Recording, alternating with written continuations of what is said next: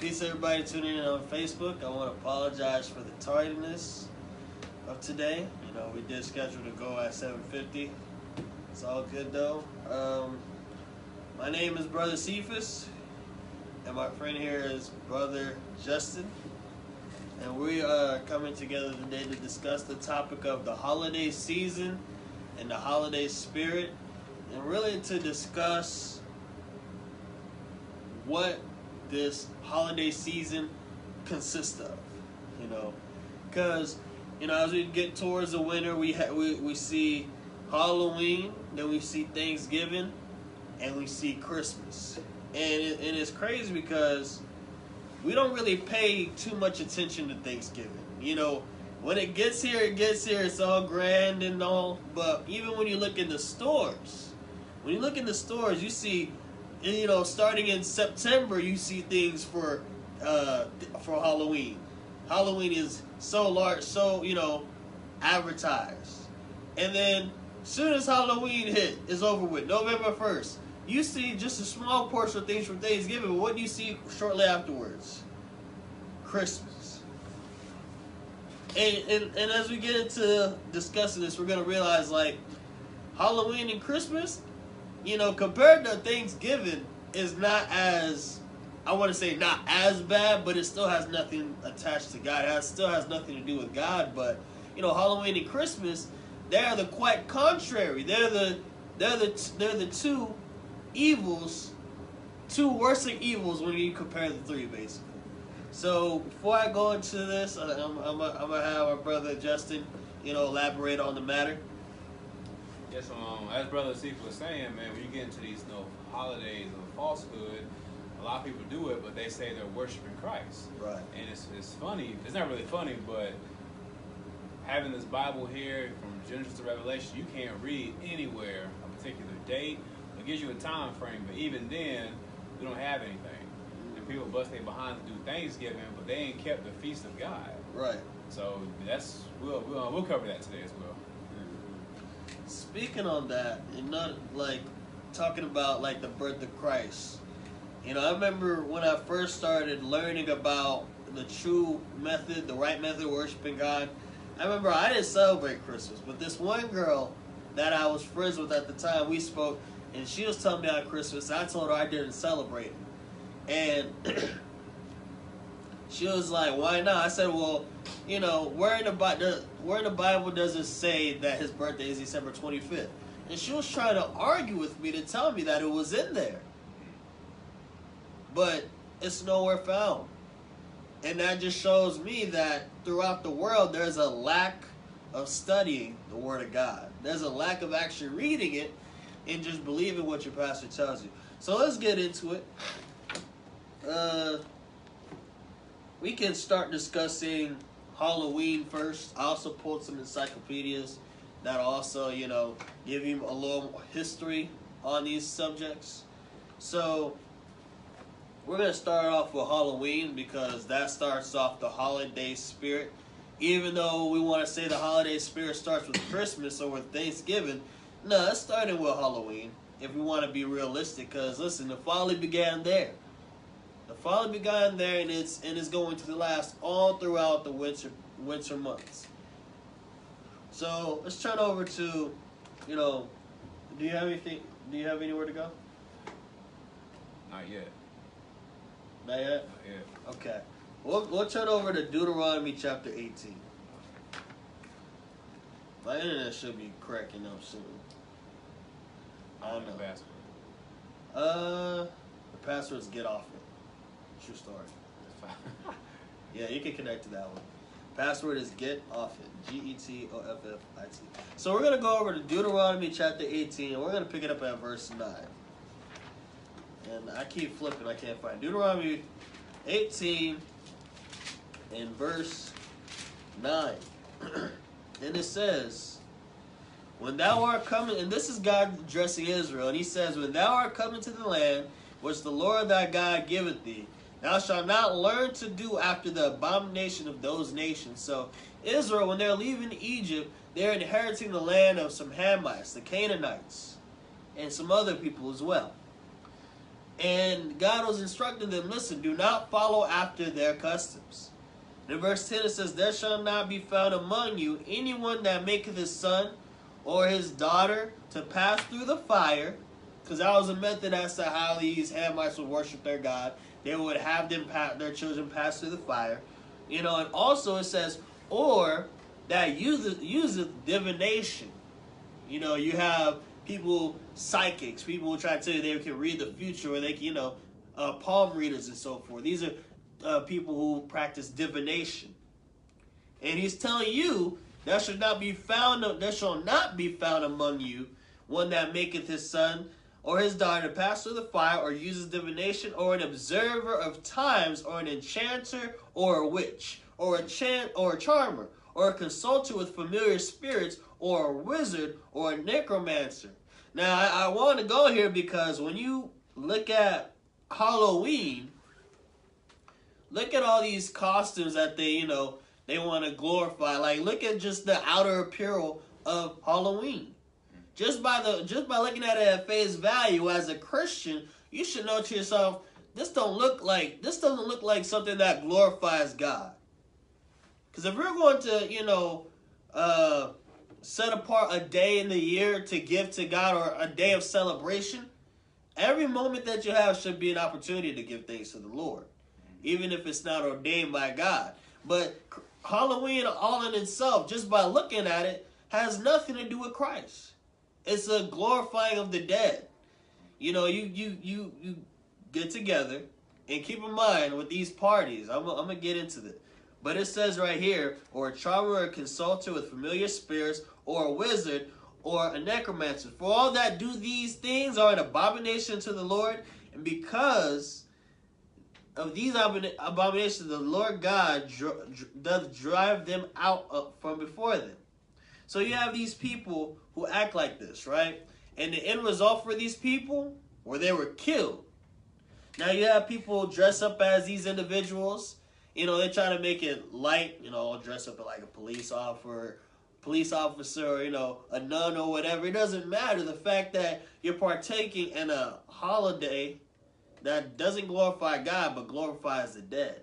And guess what? When you partake and you dress up as even something as a witch, you may not even consider yourself the witch, but you're, identifying as that. It's okay. You're being a partaker of that evil deed. Guess what? If you look in, I think you're about to go there. Exodus 22? Oh, no, you're going somewhere different. Yeah. Exodus 22, though, if you go to Exodus chapter 22, and verse 18, Exodus 22 and verse 18, it tells you, thou shalt not suffer a witch to live.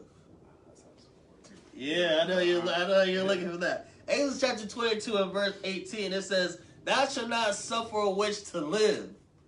This was the end result for people who dealt with those kind of practices. They were killed.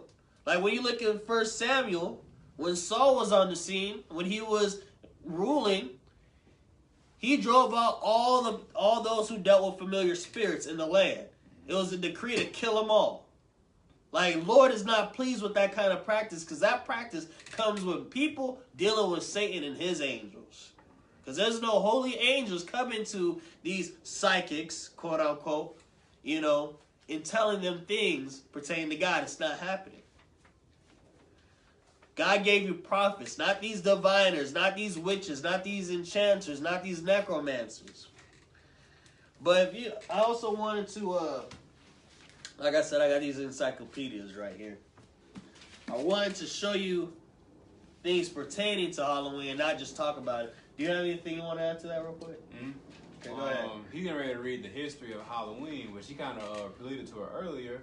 It's like the Druids thought, the Druids, yeah, that was like the wall was thinnest to communicate with the dead that day.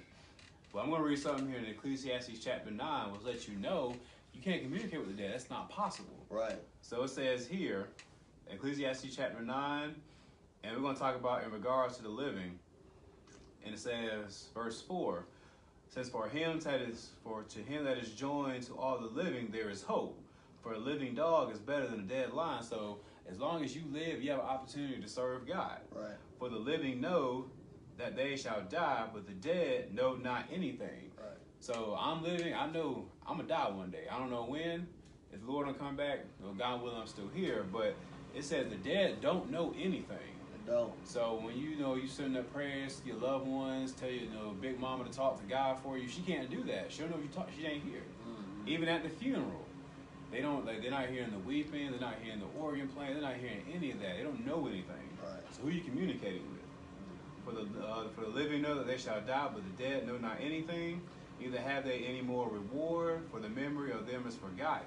Also their love and their hatred and their envy is now perished. Neither have they any more a portion forever anything that is done under the sun. So when you got your house, it's like your grandmother passed or whatnot, you got her house, her cabinet smacking around, that's not her.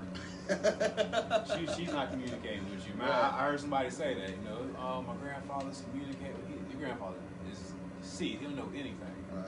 So again, and he talked about it earlier. Now you got, not only are you partaking in Satan's holiday, you got your kids out here Right.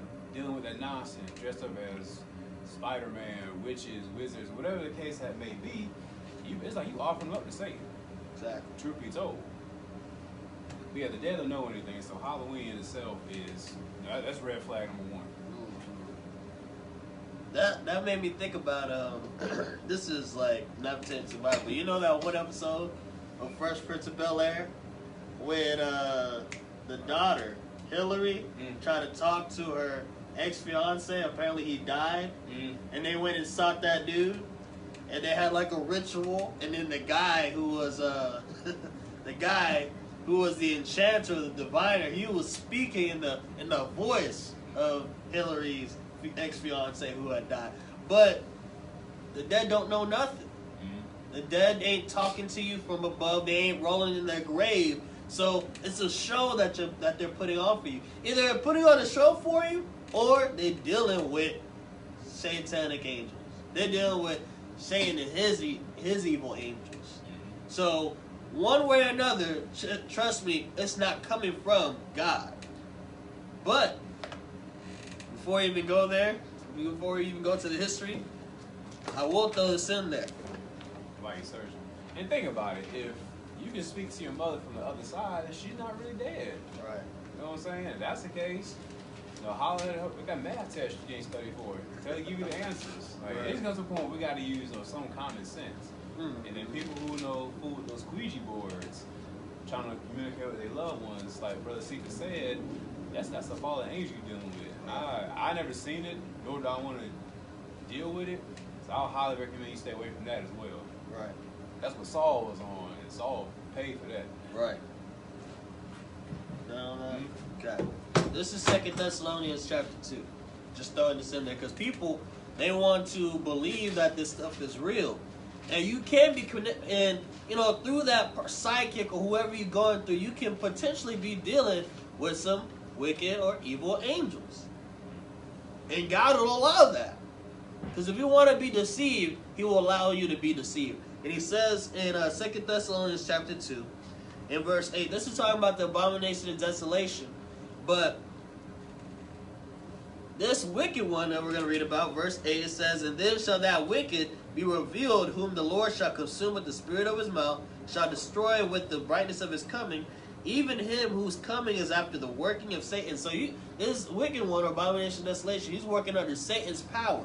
And some people here on this earth are working under Satan's power. Not to the magnitude of this guy, but they are right now. And they come to you with psychics. Like I said, either they're putting on a show or they're really working with some evil angels. But it says, even him whose coming is after the working of Satan with all power and signs and lying wonders. They're going to be like, wow, that this dude, what this dude is capable of, but it's lying wonders. It's to deceive you. And it says in verse 10, "And with all deceivableness of unrighteousness in them that perish, because they receive not the love of the truth, that they might be saved. And for this cause God shall send them strong delusion, that they should believe a lie." So this guy's capable of doing that. And you got on a small scale, people are, Lord, if you want to believe that's okay, the Lord will give you that delusion. in order to fall into that snare. And you won't be able to receive the truth, the love for the truth. Because he'll send you he'll send you a strong delusion. Okay, you know, people are fascinated with what they've come up with in dreams rather than what comes out of the Bible. That's a strong delusion. You're going to fall for that rather than receiving the truth or the love of the truth. So with that, I'm just going to go into the origin of Halloween, because I don't want to get too off track, but I just wanted to let you know that Lord will send you a strong delusion. If you don't want to receive it, if you want to just bat an eye to it, the Lord will give you over to it. And once he does that, there's no going back. So that's the scary part. So you really need to be mindful of what you worship. So this is Encyclopedia Britannica. This is, I want to say, it's 1768. This is pretty old, but it's still got some good information in here. So in 1768, Encyclopedia Britannica, under the topic of Halloween. And it says, in medieval time, All Hallows Eve, that's the original name for Halloween. All Hallows Eve, or hallowed evening, observed on October 31st, the eve of All Saints' Day in modern times, right? It says, and I highlighted some stuff, so I'm skimming through it. It says, this date was also the eve of the new year in both the Celtic and Anglo-Saxon times. And notice how he mentioned speaking about the Druids earlier, right? And it says, and was the occasion for one of the ancient fire festivals when huge bonfires were set on hilltops to frighten away evil spirits, right? And it says right here, like he was talking about, the souls of the dead were supposed to revisit their homes on this day.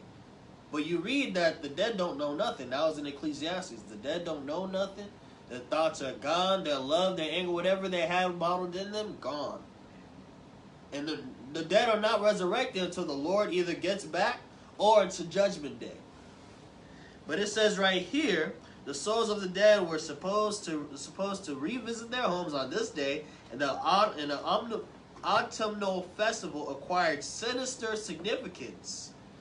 Not righteous significance. It says sinister, wicked, evil significance. It's great importance on the wicked side of things. With ghosts, witches. Then we see that we shouldn't suffer what if she doing witchcraft, she's dying. That's right. That's it. That's how God feel about it. Point blank. There's no, well, you know, she was trying to be a witch for the Lord. There's nothing like that. There's nothing like that. You're dying. So what impression are we giving to the Lord when we dress up like these witches that he told Israel, his people, to kill? That's what it says right here. It says, acquired sinister significance with ghosts, witches, hobgoblins, black cats, fairies, and demons. Come on now, really, demons? We just gotta just ignore demons. Demons aren't good, but we want to dress up as them. You know, even with Christmas, right? Christmas, and we're gonna get into it, but even with Christmas and Halloween, and even on Christmas, what do they do? What do they do? They dress up as a naughty elf. Come on. You just want to throw, even if it has some, you know, when the Christians try to indoctrinate, which we're going to talk about, they try to indoctrinate, you still see the folly. They still sprinkle it in there. You can't get away from it, because if it's not from God, there's nothing holy about it. But it says right here, yeah, hobgoblins, black cats, fairies, and demons of all kinds said to be roaming about. And guess what we do now? We dress up as these demons, witches, hobgoblins, fairies, and ghosts, roaming about, doing the same thing. The what they believed in, now we're literally physically reenacting it on this day, on the same day. And it says it was the time to placate the supernatural powers controlling the processes of nature. In addition, Halloween was thought to be the most favorable time for divinations, what the Lord told you not to do, right?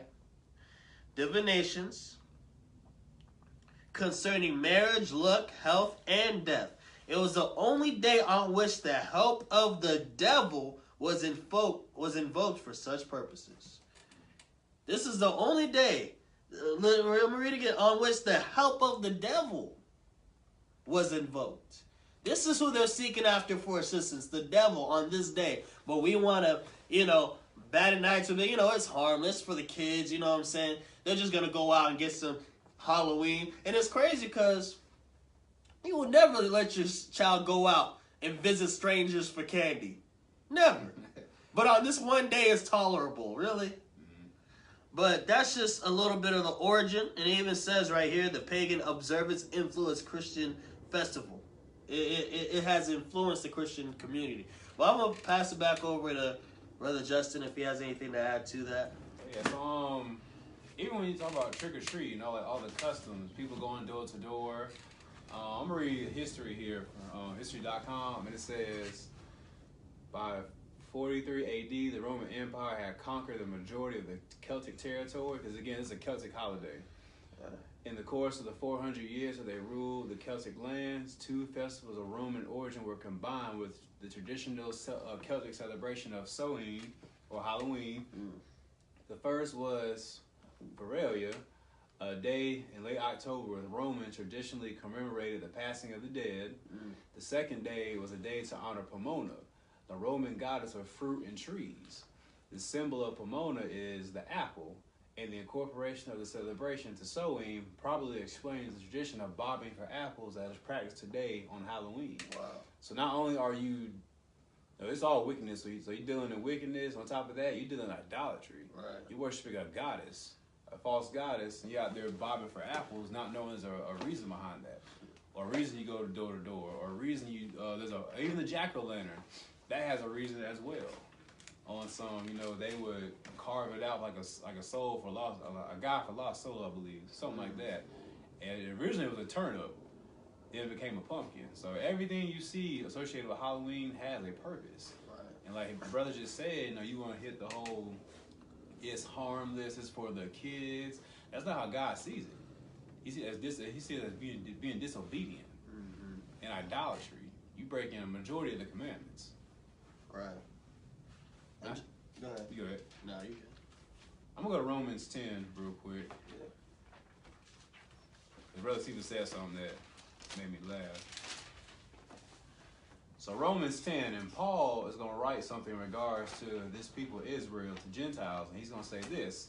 He says, "Brethren, my heart's desire and prayer to God for Israel is that they might be saved. Right. For I bear them record that they have a zeal for God, but not according to knowledge."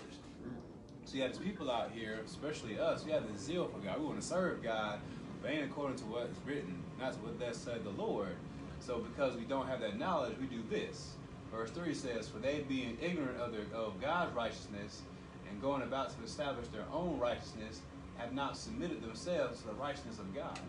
And you have a lot of professing Christians who, they know Halloween's off in some way, shape, or form. So they may not go out and do the trick-or-treat of it per se, but they put the candy in their trunk at the church and call it Hallelujah Night. So again, going back to establish their own righteousness, God, you can't read in about a Hallelujah Night. Right. And on top of that, it's probably worse. You're already at church in your demon costume. That's probably worse. Anyway. Right. That's all I got on that. That's what's up. Yeah, that's a really good scripture right there. I didn't even think about that. And to add to that, living in the world when Halloween come around, I know people are saying peace to us, so we just want to say peace to anybody tuning in. Commenting on the discussion, because I can't really see the comments from where I'm sitting right now. But living in the world, this just and we're going to end Halloween on this, or not on this, but just in another edition to Halloween. When you lived in the world, and you were not an adult, maybe if you're still an adult, a Halloween come around, you know what the purpose of those parties were. Let's be real, brothers and sisters. It was not for real trick-or-treating, okay? Tricking. It was for tricking, Mm-hmm. Well, it wasn't for trick-or-treating. It was for trick-or-treating. You know what I mean? I'm trying to keep this PG here. But there's a lot of fornication taking place on Halloween Day. So we want to, like I said, bat an eye to it. But what really goes down on Halloween, we have to acknowledge it. You know, Jesus said he was the light, and in John chapter 3, verse 16, it said, listen, this is condemnation. That light is coming to the world, and men love darkness rather than light. And the light is gonna shed light upon the wickedness in the world. And if you don't want to change, listen, the end result for that is condemnation. Because the Lord ain't gonna condemn you. You condemn yourself. And then he's just gonna pass out the judgment later. But we see the folly in Halloween. We can't just ignore. We can't. This is a holiday season. This holiday spirit is an elephant in the room. We gotta acknowledge it. We got to call it for what it is. If it's wicked, it's wicked. We want to say drinking and smoking is a sin, when it's not. But we want to say drinking and smoking is a sin. Why can't we say Halloween is wrong? Why? But do you have anything else to add to the Halloween discussion?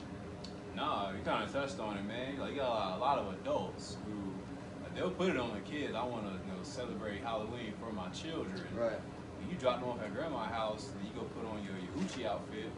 And like the brother was saying, man, this Halloween is an excuse for you to get naked. Right. Really. And then for the young men, it's an excuse to go out here and be a whoremonger. Matt, I'll go to Matthew 10 real quick. Do it. For the individuals who, for all the holidays we're getting ready to address, really, who say, man, it's for my kids. I don't want to disappoint them. So you got to ask yourself, who's more important, the Lord or your kids? Right.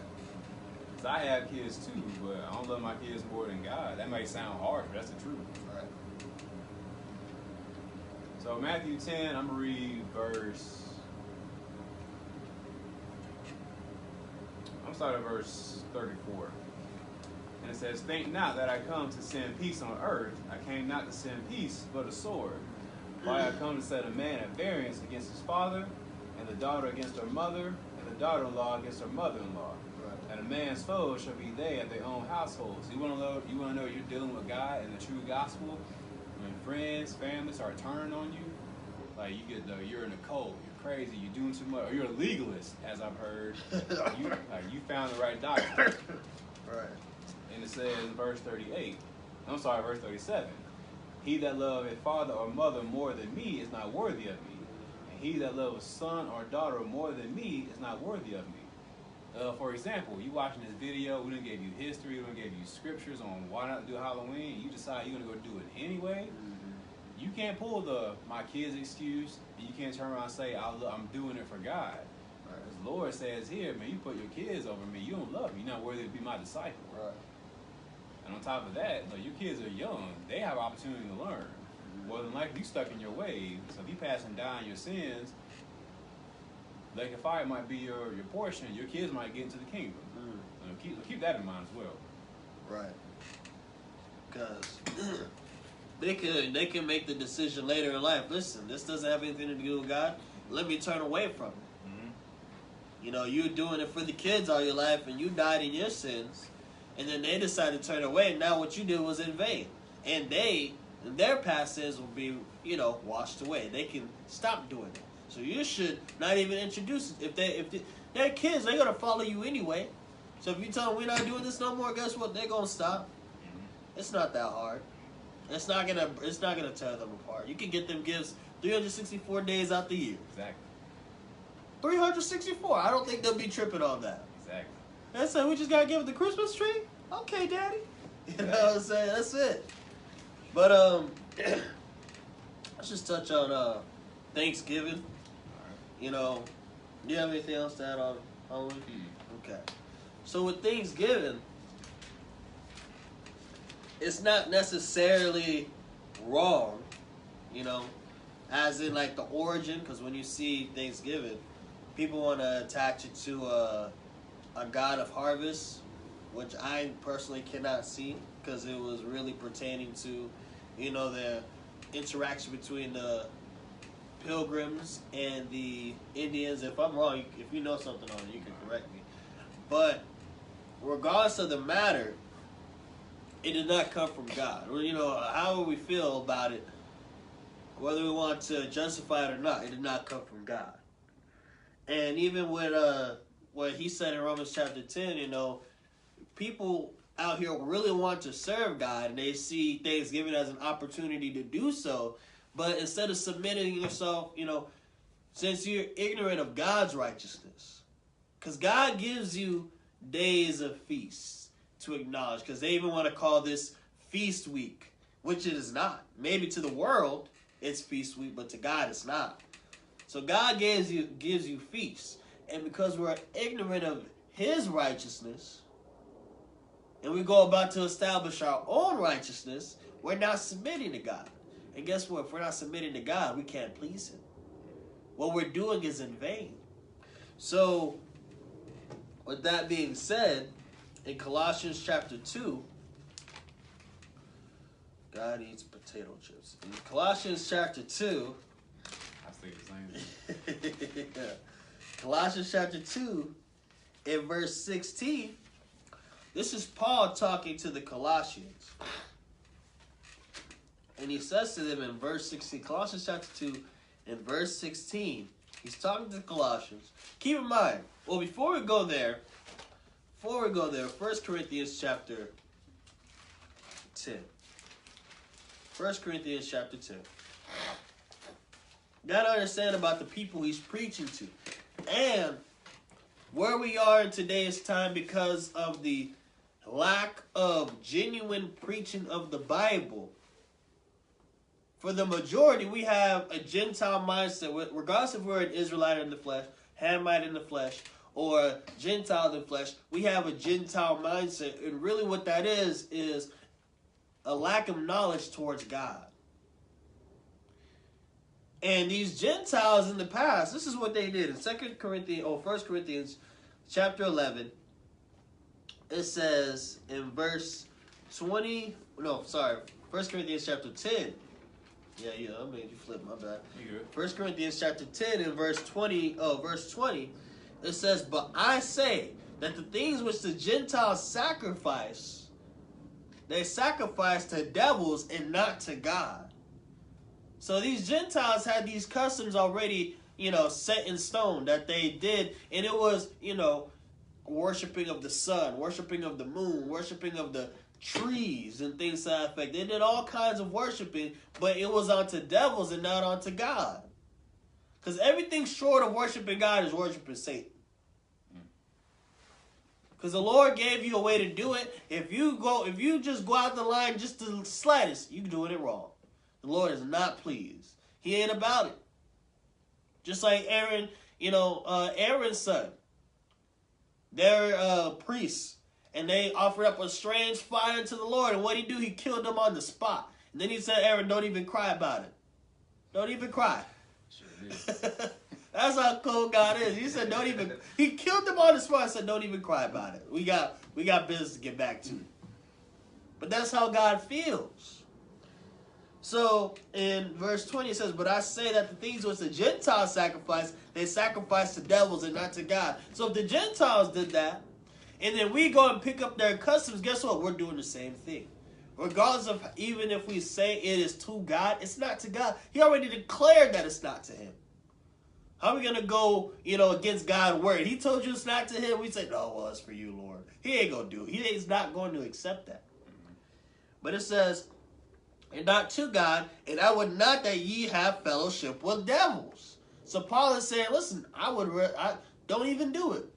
Don't even, and we're going to read, the Lord even told us, listen, the way that they worship their gods, don't do it unto me. We're going to read that. But it says, "But I say that the things which the Gentiles sacrifice, they sacrifice to devils and not to God. And I would not that ye should have fellowship with devils." Verse 21. You cannot drink the cup of the Lord and the cup of devils. So whatever the Gentiles had put into stone, established as far as worshiping, listen, you can't do what they established and try to attach it to Christ. Because Christ already has his way. He said he is the way, he is the light. So if he's the way, he has a method of following him. He has established something that he gave you something to follow already. So if he's the way and he established a way for you to follow already, how are we going to find something else outside of the way and try to put it in the way. No, that's a fork in the road, buddy. It's going somewhere completely different. But it says you cannot drink the cup of the Lord and the cup of devils. You cannot be partakers of the Lord's table, the table of devils. So with that being said, in Colossians chapter 2, because the Gentiles, they sacrifice on the devils. And the Lord, and Paul is introducing God or Jesus to the Gentiles. They already had, their traditions to devils. Now Paul is telling them, listen, I gave you a different way. This way comes from God. And he says in verse 16 of Colossians chapter 2, let no man therefore judge you in meat or in drink or in respect of an holy day. You was already keeping Easter, because that started before Christ. You're already keeping Christmas, because that started before Christ. You're already doing these things that are contrary to God. Now I'm giving you a better way. Listen, don't let nobody judge you in that matter. I gave you a dietary law. You're not drinking no blood. Don't let them judge you. You following the right way. God's way. And it says, let no man therefore judge you in meat or in drink or respect of in a holy day. So don't let nobody judge you in acknowledging what we're going to talk about. The feast of the Lord. You got you got Feast of Unleavened Bread. You got Pentecost. You got trumpets. And if you want to celebrate because Thanksgiving is really talking about a harvest, well, the Lord gave you a harvest festival in gathering.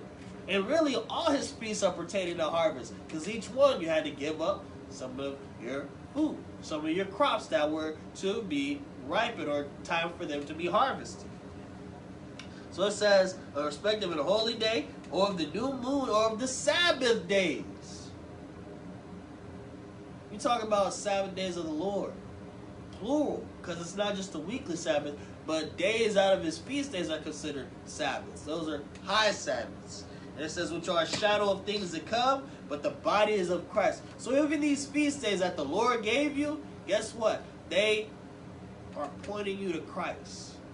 And they're not all fulfilled, so don't get it twisted, because the Lord got to come back and wreak havoc on the world. And trumpets is pointing to the day of the Lord. Atonement is pointing to when he makes an atonement for the sins of the world at Bozrah. Ingathering or tabernacles is pointing to when he gathers Israel, his elect, from the four corners of the earth. So his feast days are shadow things to come, but the bodies of Christ. They want to say, well, Christ came. Guess what? He's coming back a second time, brothers and sisters. So things ain't fully complete yet. So we still need to be observing these feasts. And I know I went a little long on that. So I'm going to pass it over to Justin. And just when you look at the history of Thanksgiving, in the abstract, it was the Pilgrims, the Indians pretty much took them in and helped them, and then turned around and that's a mass genocide of people. And matter of fact, imagine if they had a feast to commemorate all the slaves they started killing. We have a problem then. So let's go to look at Isaiah 65 real quick. Yeah, let's go there. Because, like the brother was saying, you taking this food and you offering it up, or you think you offering it up to God, but you got a whole pork on the table. Right. Ham, maybe and the greens, and all that stuff, right? And whatever else you had that's unclean. So let's see how God feels about that. So Isaiah 65, I'm going to read verse 2. And it says, I have spread out my hands all the day unto a rebellious people, which walketh in a way that was not good after their own thoughts. He's talking about Israel, this black man who's scattered in the world while captivity due to disobedience. And that's true. We are a rebellious people. This is going to be people who watch this video and say, skip what y'all got to say out that Bible. I want my ham. I want my Thanksgiving. I want my Christmas. Right. But that's on them. They walk out of their own thoughts. Verse 3 says, a people that provoketh me to anger continually to my face, that sacrifice in gardens and burn of incense upon the altars of brick. So whatever they're doing, they're angering God continuously to his face. Right. In this case, they're dealing with other gods, which Christmas, Easter, St. Patrick's Day, on the veneer of that, you're dealing with other gods. And they're doing this as well. Verse 4 says, which remain among the graves, and lodge in monuments, which eat swine's flesh, Wow. and broth of an abominable things in their vessels. Wow. So, Lord's telling you, man, like you eating swine's flesh, that's abominable. He hates that. Right. Then this knocks out, your gumbo, shrimp, raccoon, whatever you put in that stuff. Right. God he don't like that either. Mm. And then verse 5, which should sound familiar, which say, stand by thyself, come not near to me, for I am holier than thou. Wow. So you come to people and you trying to give them the rundown about all the stuff they're doing. I know God. I ain't got to listen to you. Me and Jesus, I got a personal relationship with God. I'm holier than thou. Listen what God's saying here. Which say, stand by thyself, come not near me, for I am holier than thou. He says, these are a smoke in my nose, a fire that burneth all the day long. So you getting on his nerve with this nonsense. Right. Let's go to another place in Amos 3. That's a good scripture. Praise the Lord, man. Because people like to go Amos here, primarily Hebrews, and say, see, the Lord don't like dealing with your feast days. That's not what he was talking about in this instance. I want to say Amos 5. Amos chapter 5. And he's talking to the children of Israel here, but he's going to address. They've been dealing with other guys. They've been breaking the law, doing contrary to what he says, but they turn around and try to keep the feast days. So we're going to Amos chapter 5, and I'm going to read verse 20. And it says, shall not the day of the Lord be darkness and not light? Even very dark, and no brightness is in it. Because if you don't know, the Lord's coming back in flame and fire. Right. He's killing people who don't want to follow the laws of God. Mm-hmm. It says, I despise your feast days, and I will not smell in your solemn assemblies. Mm-hmm. Though ye offer me burnt offerings and meat offerings, I will not accept them. Neither will I regard the peace offerings of your fat beasts. Right. Take thou away from me thy noise of thy songs, for I will not hear the melody of thy viols. But let judgment run down as waters, and righteousness as a mighty stream. Ye had offered unto me sacrifices and offerings in the wilderness 40 years, O house of Israel. But ye have borne the tabernacle of your Moloch, and your chewing images, the star of your God, which ye have made to yourselves. So put it like this. If God is saying, you've been dealing with other gods, you've been judging unrighteously, and I don't want to deal with the feast days that are in the Bible, don't have it, I want to hear your song. So imagine how he feels about you offering up that turkey to him. He's smelling that. He ain't dealing with it. Right. So it's hard for us to sit here and say, matter of fact, I'm just going to be transparent. Man just needs to stop on this whole having a personal relationship with God. You can serve him how you want. Mm-hmm. God he's beckoning at your call. Right. That God, that's a different type of God. Mm-hmm. That's all I got on as far as that Thanksgiving. But yeah, man, we can't sit here and say, you got pork on the table, you ain't kept none of the feast days, you done did everything. If you breaking the Sabbath, do all this stuff, then offer it up to God. He says it's smoking his nose, his nerves. Right.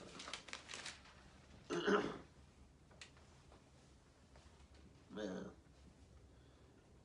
No, that's real deep, especially that Isaiah 65. I find that crazy, man. Yeah. Man. And it said in Isaiah 65, just, going back there, recap. It said that in Isaiah 65 verse 3, it said, I have spread out my hands all day. I was like, time after time, he's trying to get y'all attention.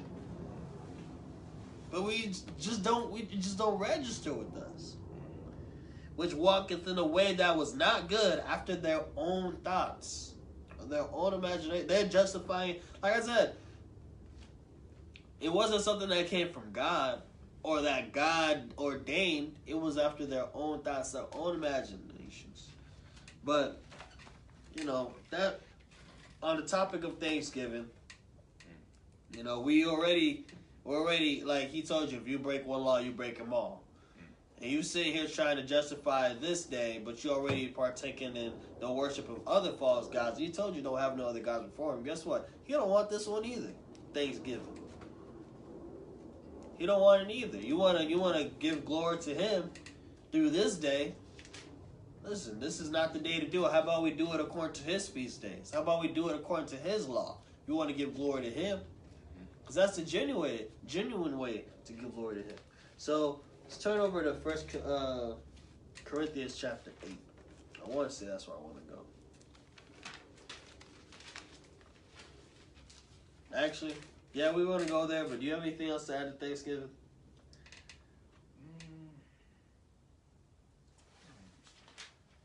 If you don't, what you do, probably after you add what you're going to add, I want to just go right into Christmas, because that's going to be the bulk of everything, right?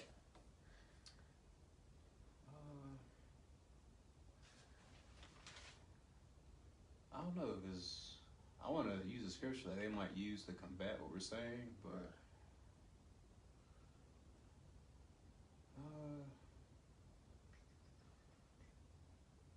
I know what you're talking about, too.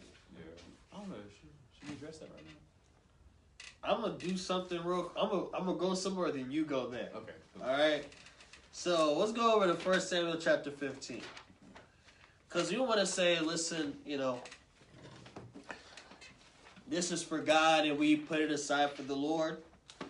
In 1 Samuel chapter 15, God gave Saul the order to kill the Amalekites. Wipe them out. Don't let nobody, no child, no woman, no animal, no person breathing. I want them all wiped out. That's how God felt about the Amalekites. He wanted them dead. And he told Saul, listen, I want them all dead. Saul received the order, but instead of killing everybody, he killed everybody, but he saved the king. And he also spared the best of the animals. And we'll read it. We'll get to that. But 1 Samuel chapter 15. We'll pick it up at verse... Yes. 1 Samuel chapter 15 and verse 21. And it says, but the people took of the spoil, sheep and oxen, the chief of the thieves, which should have been utterly destroyed, to sacrifice unto the Lord that God in Gilgal. So that was Saul's justification of not killing the animals. Listen, we're not going to kill them. We're gonna save the best of the best and give them and sacrifice them unto God. You know what I'm saying? The Lord said the pig is abominable, but I'm gonna get the fattest pig and I'm gonna put it on the Christmas table.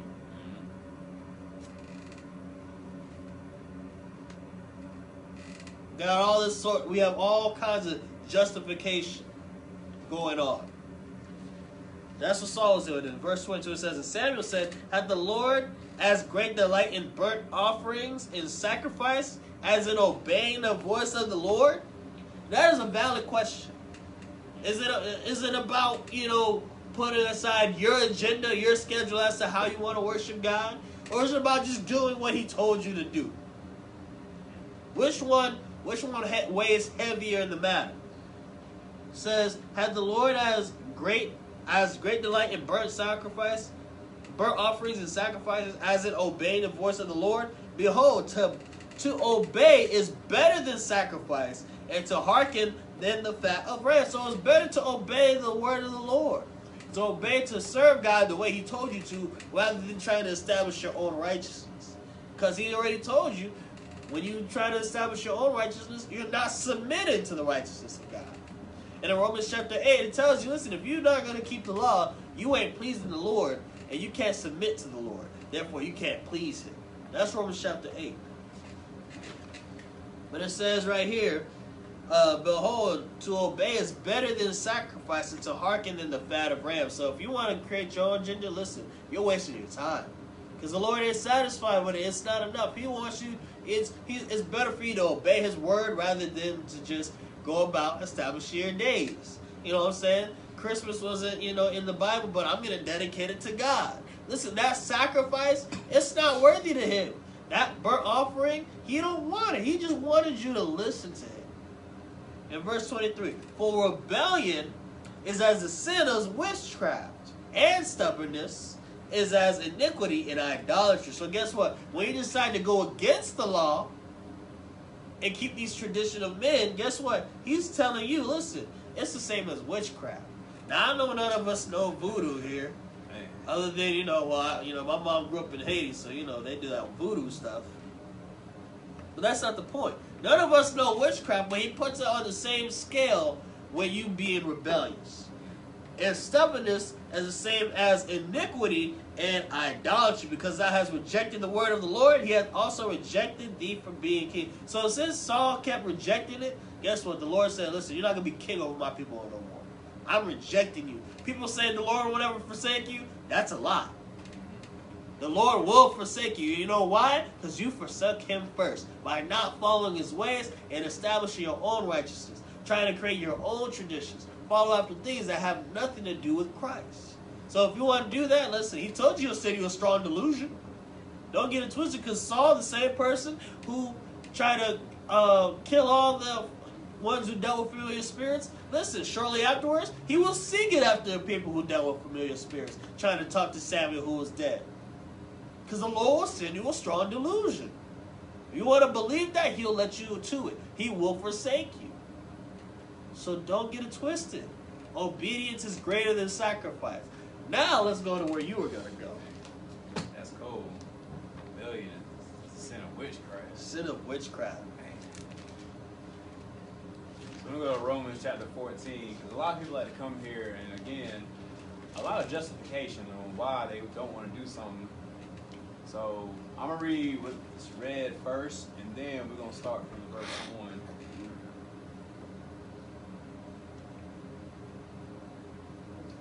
Alright, so let me read verse 6 first. I'm going to read verse 5. And it says, one man esteemeth one day above another, another esteemeth every day alike. Let every man be fully persuaded in his own mind. He that regardeth the day regardeth unto the Lord. He that regardeth not the day to the Lord, he doeth not regard it. He that eateth, eateth to the Lord, for he giveth God thanks. And he that eateth not to the Lord, he eateth not, and giveth God thanks. So a lot of people like to come here and say, see, if you esteem the Sabbath day, I like Sunday better. But Paul is saying you can't judge me. That's not what Paul is saying at all. So let's read in verse 1 in context, because what people fail to understand about Paul is Paul kept the law. Now, he went hard for the law and taught others the same. And that's why I'm glad Peter put it in one of his letters saying, you know, Paul's letters are hard to be understood if you have no strong foundation. That's really a warning to people who like to deal in Paul's writings. Right. So verse 1 says, him that is weak in the faith, receive ye, but not to doubtful disputation. So off rip, we're talking about someone who is in the faith. They're not strong, but they're in the faith. So automatically, you know the Sabbath is there. You know the dietary law is there. You know what God wants you to do. But the weak in the faith, so they're going to have some little squabbles, small arguments. For one believeth that he may eat all things, another is weak, eateth herbs. So, me and this brother right here, we've been dealing with the word long enough to understand that you can eat meats, you can eat vegetables. As long as they're clean, it doesn't really matter. Right. Someone who's weak, and you hear this a lot, people come in the word and say, you know, God made us to be originally vegetarian. We shouldn't be eating meat. That's the white man. Like, it's all type of nonsense. But you read in Genesis, God's the one who said, these are your meats. I'm going to let you eat animals now. Right. And verse 3 says, let him not that eateth despise him that eateth not. And let him not which eateth not judge him that eateth, for God have received him. So if I was a vegetarian, his brother eat meat, I shouldn't be judging him because he eats meat, or vice versa. That's all we're really talking about here. Right. I'm going to skip down to verse 5 again. It says, one man esteemeth one day above another, another esteemeth every day alike. Let every man fully persuaded in his own mind. And that's true. So if my birthday is my birthday. He ain't taking off work losing money to say, keep my birthday with me. I highly doubt that. Or this brother's anniversary. I'm not about to take off work to kick it with him and Cena. It won't be anyway. You know what I'm saying? Right. That's what he's talking about. I esteem one day, he esteem a day. Verse 6 says, he that regardeth the day regardeth unto the Lord. He that regardeth not the day to the Lord, he doeth not regard it. He that eateth, eateth to the Lord, for he giveth God thanks. And he that eateth not to the Lord, he eateth not and giveth God thanks. So if I got my cheeseburgers, brother got his salad, we both eat it to the Lord and give thanks. Right. That don't make me better than him or vice versa. That's what we're getting at here. For none of us liveth to himself, and no man dieth to himself. But whether we live unto the Lord. And whether we die unto the Lord. Whether we live, therefore, or die, we are the Lord's. I'm gonna skip down the verse. Yeah, that's it on that. So yeah, man, it's kind of on some. We can't go here and say, see, Paul's saying I can keep Thanksgiving, you can keep Tabernacles, we on equal playing fields. Not even close. Right. But that's what I got on that one. Okay. Just to add on to what you're saying, you know, people want to go to Romans 14 and verse 5 also, one esteemeth one day above another, another esteemeth every day alike, to try to justify not going to church on Saturday, because Saturday from Friday sundown to Saturday sundown is the actual Sabbath, not Sunday, so they try to use this to justify it. Well, understand this. One man esteemeth one day above another. So you may esteem Sunday over Saturday, but God esteems Saturday over every day. So regardless of how you feel, regardless of how what man esteems, God esteems it. That's why he tells you in Genesis chapter 2 that he sanctified it, you know, hallowed it. It's not the same as the other days. But in continuation with what he was saying, Paul did keep the law, and he believed in the law, and he was preaching things not contrary to the law. So you look at Acts chapter 24 and verse 14. We're going to read one verse here. We're going to go one more place. As he mentioned about Peter saying that those twist his scriptures, I'm going to include that. I'm going to go there also. But in Acts chapter 24 and verse 14, Paul is talking. He says, "But this I confess unto thee, that after the way which they call heresy, so I worship the God of my fathers, believing all things which are written in the law and in the prophets." So whatever written in the laws and the prophets, that's how he worships God. That's why when you read in Acts and you see his actions, listen, he was preaching. He said, "Listen, he was making haste to go keep the feast in Jerusalem." Keeping Feast of Unleavened Bread, keeping Pentecost, keeping Tabernacles. You can look at this book and see him keeping these days. You don't see him keeping Christmas. You don't see him keeping Halloween. Actually, he saw a woman that was a soothsayer, and he casted out the spirit out of her because it was annoying him. But he's keeping the feast. He's worshiping God according to the book, according to the law and the prophets. Christmas is not in this Bible. We're going to read about Christmas in the Bible, but it's not telling you to worship it. But also in 2 Peter chapter, I don't know what book this is. 2 Peter chapter 3 and verse 16. We're just going to read this, and then we're going to get into Christmas. Because, like I said, we got to be mindful of Paul's writing because people do twist him. And Peter is going to warn you about that. And he says in verse 16 of 2 Peter chapter 3, verse 16, he says, also in all his epistles, speaking in them of these things in which are some things hard to be understood. Not easy, but hard. Because Paul was a very intelligent man. Understand that. That's why he's so intelligent. He has such a great influence on the New Testament that they got stuff called the Pauline doctrine. People try to exclusively break down his writings. But guess what it says right here? It says, in which are some things hard to be understood, which they that are unlearned and unstable rest. And it's spelled W-R-E-S-T, meaning to twist. And those who twist it, guess what? Those who are unlearned and unstable. Paul was keeping the law. Peter was keeping the law. The apostles are keeping the law. Jesus is keeping the law. So you have people keeping the law, preaching the gospel. If you are someone not keeping the law, you are unlearned. Therefore, how can you properly interpret what this Bible or what Paul is preaching? How? You're seeing it from a different lens.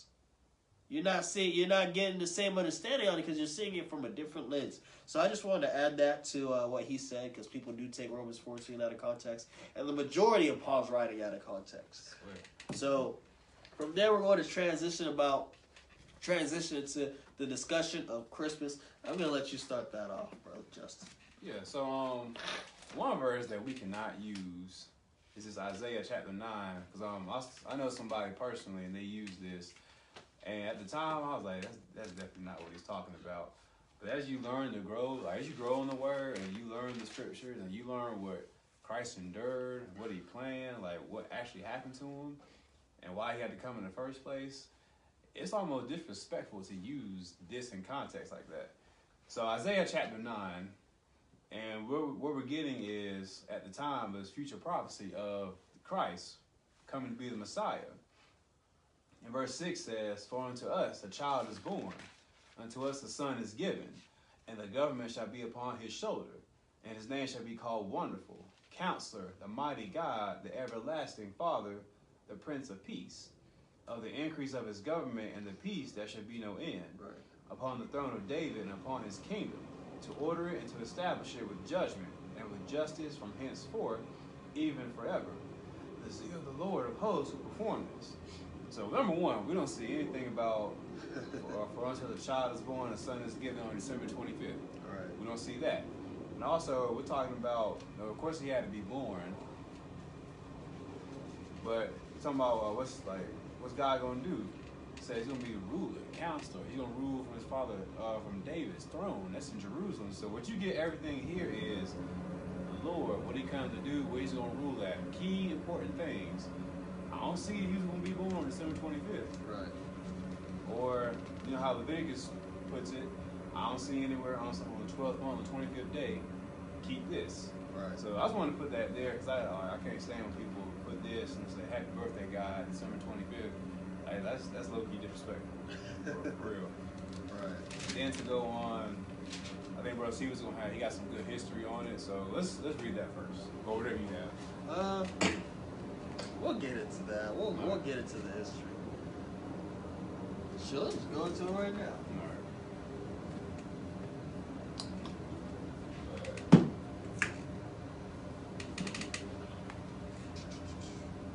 Nope, what's the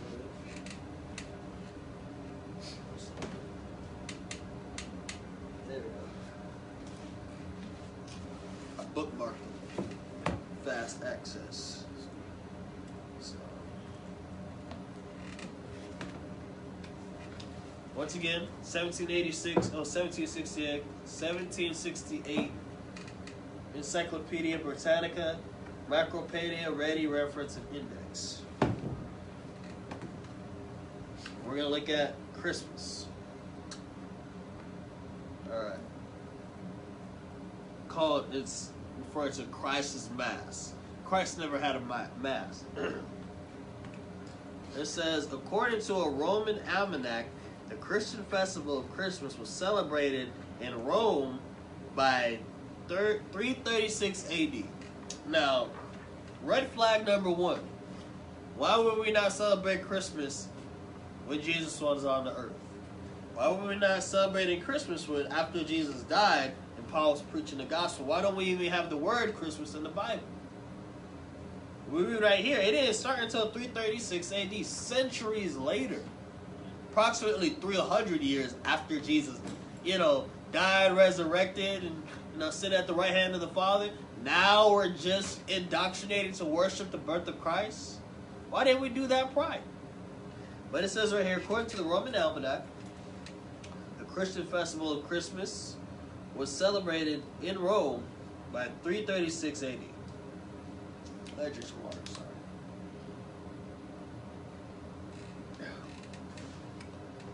I highlighted some stuff, skipping through it. It says, during the first century, the celebration of Christ's birth on December 25th was gradually adopted by most European churches. So it wasn't widely accepted right off the rip. And over time be accepted because they knew this had nothing to do with Christ. It says, in Jerusalem, opposition to Christmas lasted longer, but it was subsequently accepted.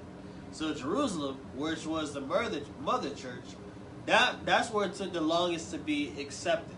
But it was a fight because this, like I said, had nothing to do with Christ. We were rejecting tradition, but over time, when you have the Gentiles coming up to see it and they're preaching the gospel, now they're forcing this doctrine down our throats, right? And we keep going. It says, the traditional customs connected with Christmas have developed from several sources. So we have Christmas now, but before it was Christmas, you can see origins of it in different sources, different places. That's what it's saying right here. the traditional customs connected with Christmas have developed from several sources as a result of the coincidence of the celebration of the birth of Christ with the pagan agricultural and solar observances at midwinter. Pagan and agricultural. So, pagan agricultural and solar observance has nothing to do with God. People who did not worship God had their own customs, and these different sources, these different places having similar customs is balled up into one tradition and indoctrinated by the Christian religion, and it's called Christmas, the Mass of Christ, which he never had. But it says, with the pagan agriculture and solar observances at midwinter. In the Roman world, the Saturnalia was a time of merrymaking and exchange of gifts. December 25th, so Christmas comes from Saturnalia in Rome. That's one of its sources. December 25th was also regarded as the birth date of the Iranian mystery god Mithra, the sun of righteousness. So you have people who were worshiping the sun. And if you notice, it says the birth date of this god, right? Because this is a god established by man, right? And you notice in the wintertime, days get shorter, right? But in the winter solstice, I want to say that's December 25th. Is that the winter solstice? I believe so, yeah. Somewhere around there. In the winter solstice, that's when the days start to get longer again. That's where we get our winter solstice from. And that's what they consider to be the birthing or the rebirthing of the sun. And they dedicated that and made a god out of that. And that's how you get December 25th. That's why it says right here, December 25th was also regarded as the birthday of the Iranian mystery god Mithra. So it was already dedicated as the birthday of one god. So Christianity decided, well, you know what, we're just going to make this day also the birthday of Christ. Which it's not. It's nowhere found in the Bible, like he'll show you in Isaiah chapter 9. It tells you that a son is born, but it don't tell you the date. So we can't attach a date to it. And we're going to read more about, the scene of Mary giving birth and, what really took place.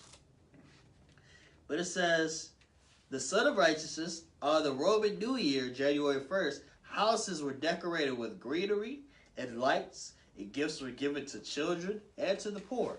To these observances were added the German and Celtic Yule rites, when the Teutonic tribes penetrated into Gaul, Britain, and Central Europe. Food and good fellowship, the Yule log, Yule cakes, greenery, and fir trees, gifts and greetings all commemorated different aspects of this festive season. Fires and lights, symbols of warmth and lasting life, have always been associated with winter festival, both pagan and Christian, since Middle Ages. Evergreens as symbols of survival have been associated with Christmas. So you have all these different, parts of the Christmas celebration. You have the tree, which you put inside your house, which we're going to address. You have the groves, like the greenery and the lights.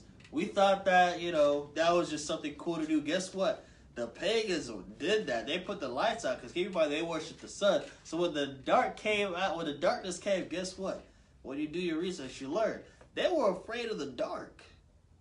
So they had all these lights out so they could see, because darkness was ruling over that time. What I mean by darkness was ruling, but what I mean by that is that now you have more nighttime than daytime. So what they do, they put lights out in order to give them sight because they fear the dark. But from there, I'm going to pass it over to Brother Justin. Yes, a few things I want to read. As Steve was talking about, December 25th, you find out it's a birthday of several false gods. I'm going to read a few off this list. It says Horus, Osiris, Attis of Phrygia, Krishna, Zoroaster, Mithra, as he mentioned. I think Hercules and whatnot. So you have like all these guys who were so-called born on December 25th. Like he was saying, the pagans were trying to get people, worshipers, kind of like, we're going to mix in and be on one accord. Right. So they said, all right, cool. What are we gonna do? Keep your festivals, keep your traditions. We're gonna take this date, say it's the birth of God, and everybody's gonna run with it. Right. That's essentially what the world's been running with. And I'm gonna read this book here, and it talks about. Steve has mentioned it a little bit. We'll go over it. So even with like the reeds and the trees and the mistletoe, like all of that means something. Cause like Saturnalia was talking about, man, that was like a low key freak fest. Right. Days they were Right. giving gifts. They were having orgies. They were doing like a lot of stuff we see in Christmas today. They were going around singing door to door and stuff like that. So this book is called is Christmas Christian. It's like a collection of empirical research from different authors. And it says the use of evergreens at or around the winter solstice is found in many ancient pagan cultures, including the Egyptians, the Romans, the Druids, and the Vikings. They are usually associated with the worship of the sun god, particularly around the time of the winter festival, which occurs in many cultures, and the winter solstice, the point when the sun is at its lowest in the winter sky. And then it goes on to talk about, the prophet Jeremiah and what we're going to read soon. So I'm going to skip down a little bit. And it says, in the Western world, the tradition of the evergreen decoration around Christmas, especially the adornment of fir trees, was maintained by the Germans who brought their customs into English-speaking world. Indeed, a reputable historian of the period will confirm that the use of evergreen trees and holly in connection with the winter solstice festivals was a tradition in place long before the birth of Christ. So as Brother Steve was reading, the Christmas tree's been in play for a long time. Right. And the fact that you can read about it in Jeremiah way before the Lord even touched the scene lets you know that's something we shouldn't be doing. It says, for millennia, evergreen trees have been a symbol of returning life during the cold, winter months when it seems that all plant life dies or goes dormant. Unlike many plants, the evergreen fir tree and bushes such as holly remain green during the winter. So it is perhaps no surprise that these hardy plants have long been used to celebrate the winter solstice and is related to festivals. And they serve well to symbolize the life that remains in nature even in the depths of winter. While all the foliage around them seemed to die, the evergreen plants were seen to represent the promise that life would return in the spring.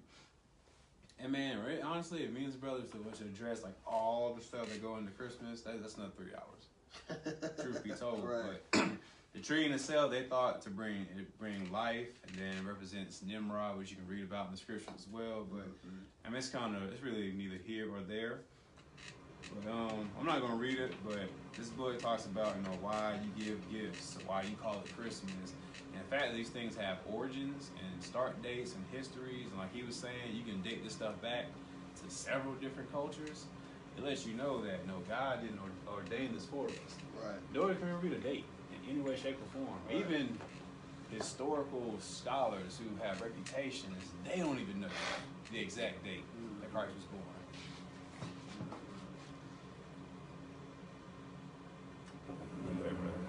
Okay. I'm gonna just read a little bit on this. When you look up, so in my encyclopedia, I was looking for Saturnalia, and you had to look up the term Saturn. The term Saturn, it says, in the Roman religion, the god of sowing or seed. The Romans equated him with the Greek agricultural deity Cronus, which may be correct. And it says, his great festival, and this is dedicated to god Saturn. It says, his great festival, the Saturnalia, became the most popular of Roman festivals, and its influence is still felt throughout the Western world. Originally on December 17th, it was later extended to 7 days. That's kind of crazy because, almost to the time of Christmas, December 25th, if you think about it. It was the merriest festival of the year. All work and business was suspended. Slaves were given temporary freedom to say and to do what they liked. Certain moral restrictions were eased, right? And presents were freely exchanged. And I just want to point this out where it says certain moral restrictions were eased. Because during that time, they basically said no law. That's why it said slaves could say and do what they wanted on this time. bunch of killing, bunch of fornication taking place. You know, that's what it says. Moral restrictions were eased. If you do a research, listen, hell broke loose on this time period. Hell broke loose. It's like Halloween for 8 days. Real talk. That's how it. That's what it means. So that's where Christmas comes from in the Roman source. Because like I said, like we read earlier, it comes from multiple sources. So from Rome, this is what they grabbed from. Notice how they say 12 days of Christmas, just like, you know, Saturnalia was extended to be multiple days of folly. Guess what? 'Tis the season to be jolly. They was having 'tis the season to be folly, because they took away moral restrictions. So let's get back to the Bible. Didn't they ban Christmas for like Yeah. a while? Even in America, Yeah.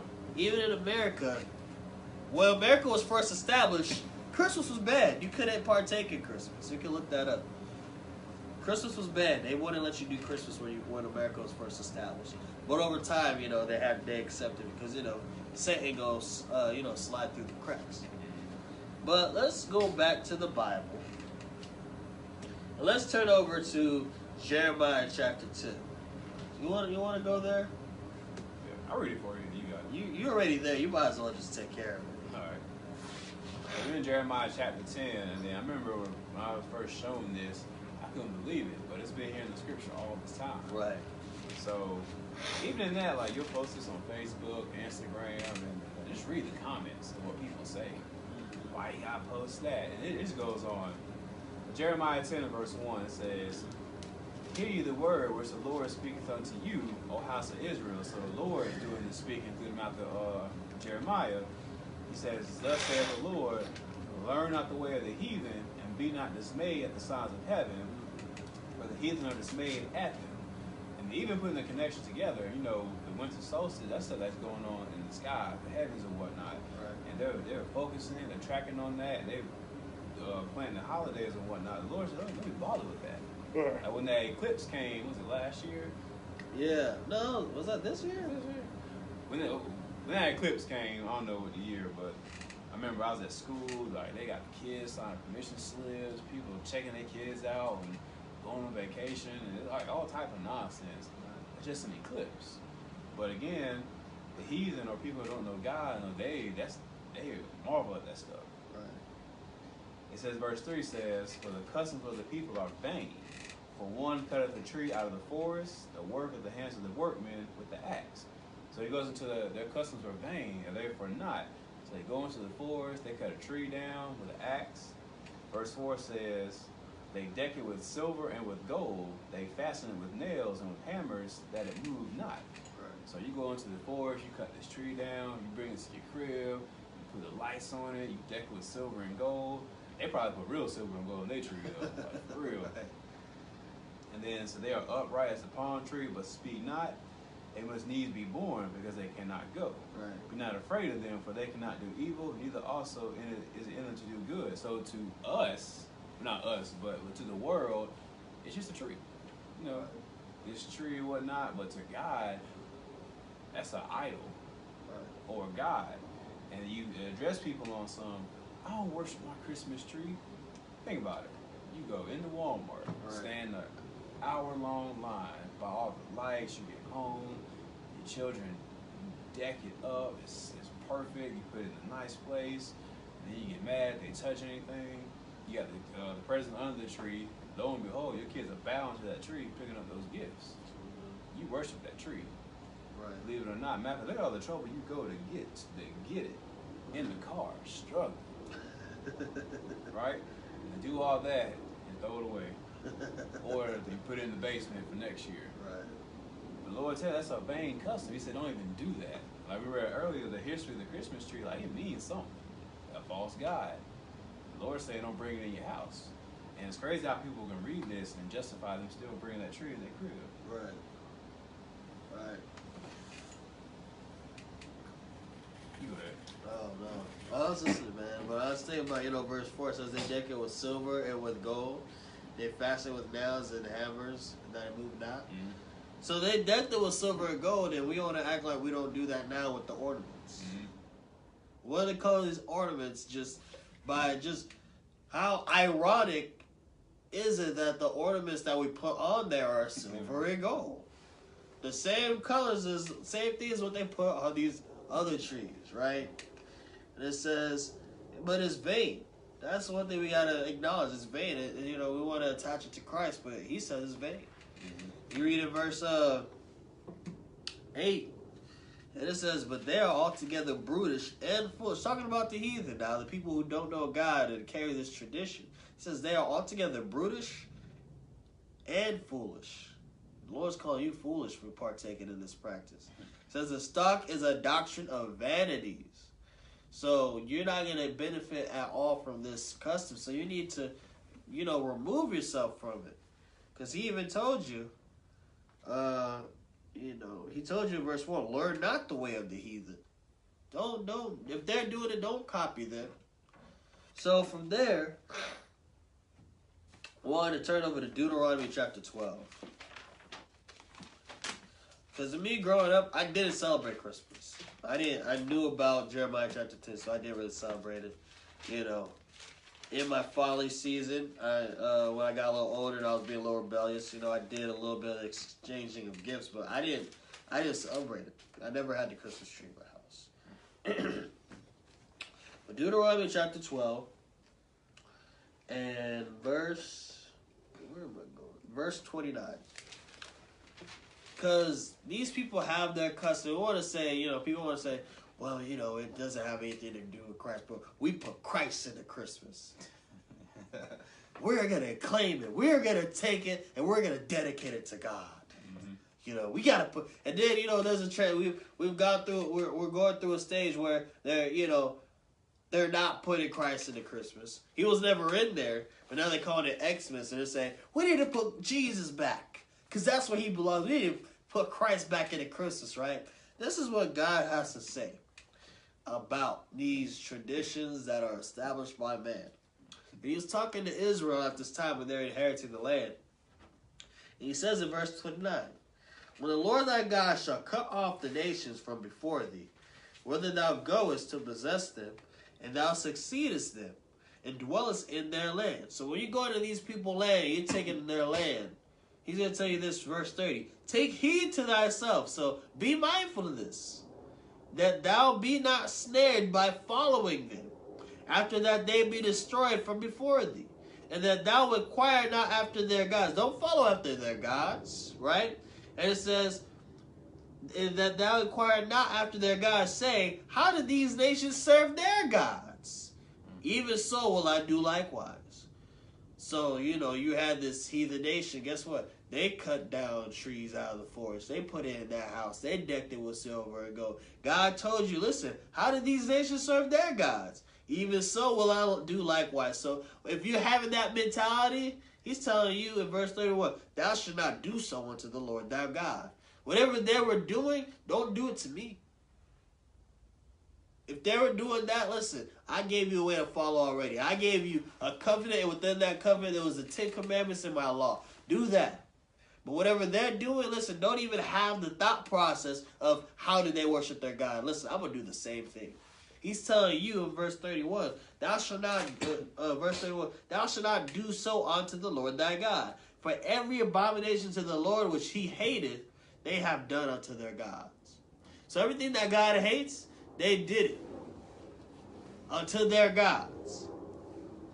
For even their sons and their daughters have they burnt in the fire to their gods. What things soever I command you, observe to do it. Thou shalt not add thereunto, nor diminish it. So don't copy them. What I give you, just stick to the script. Don't add to it. Don't take it away. That's what God is letting you know.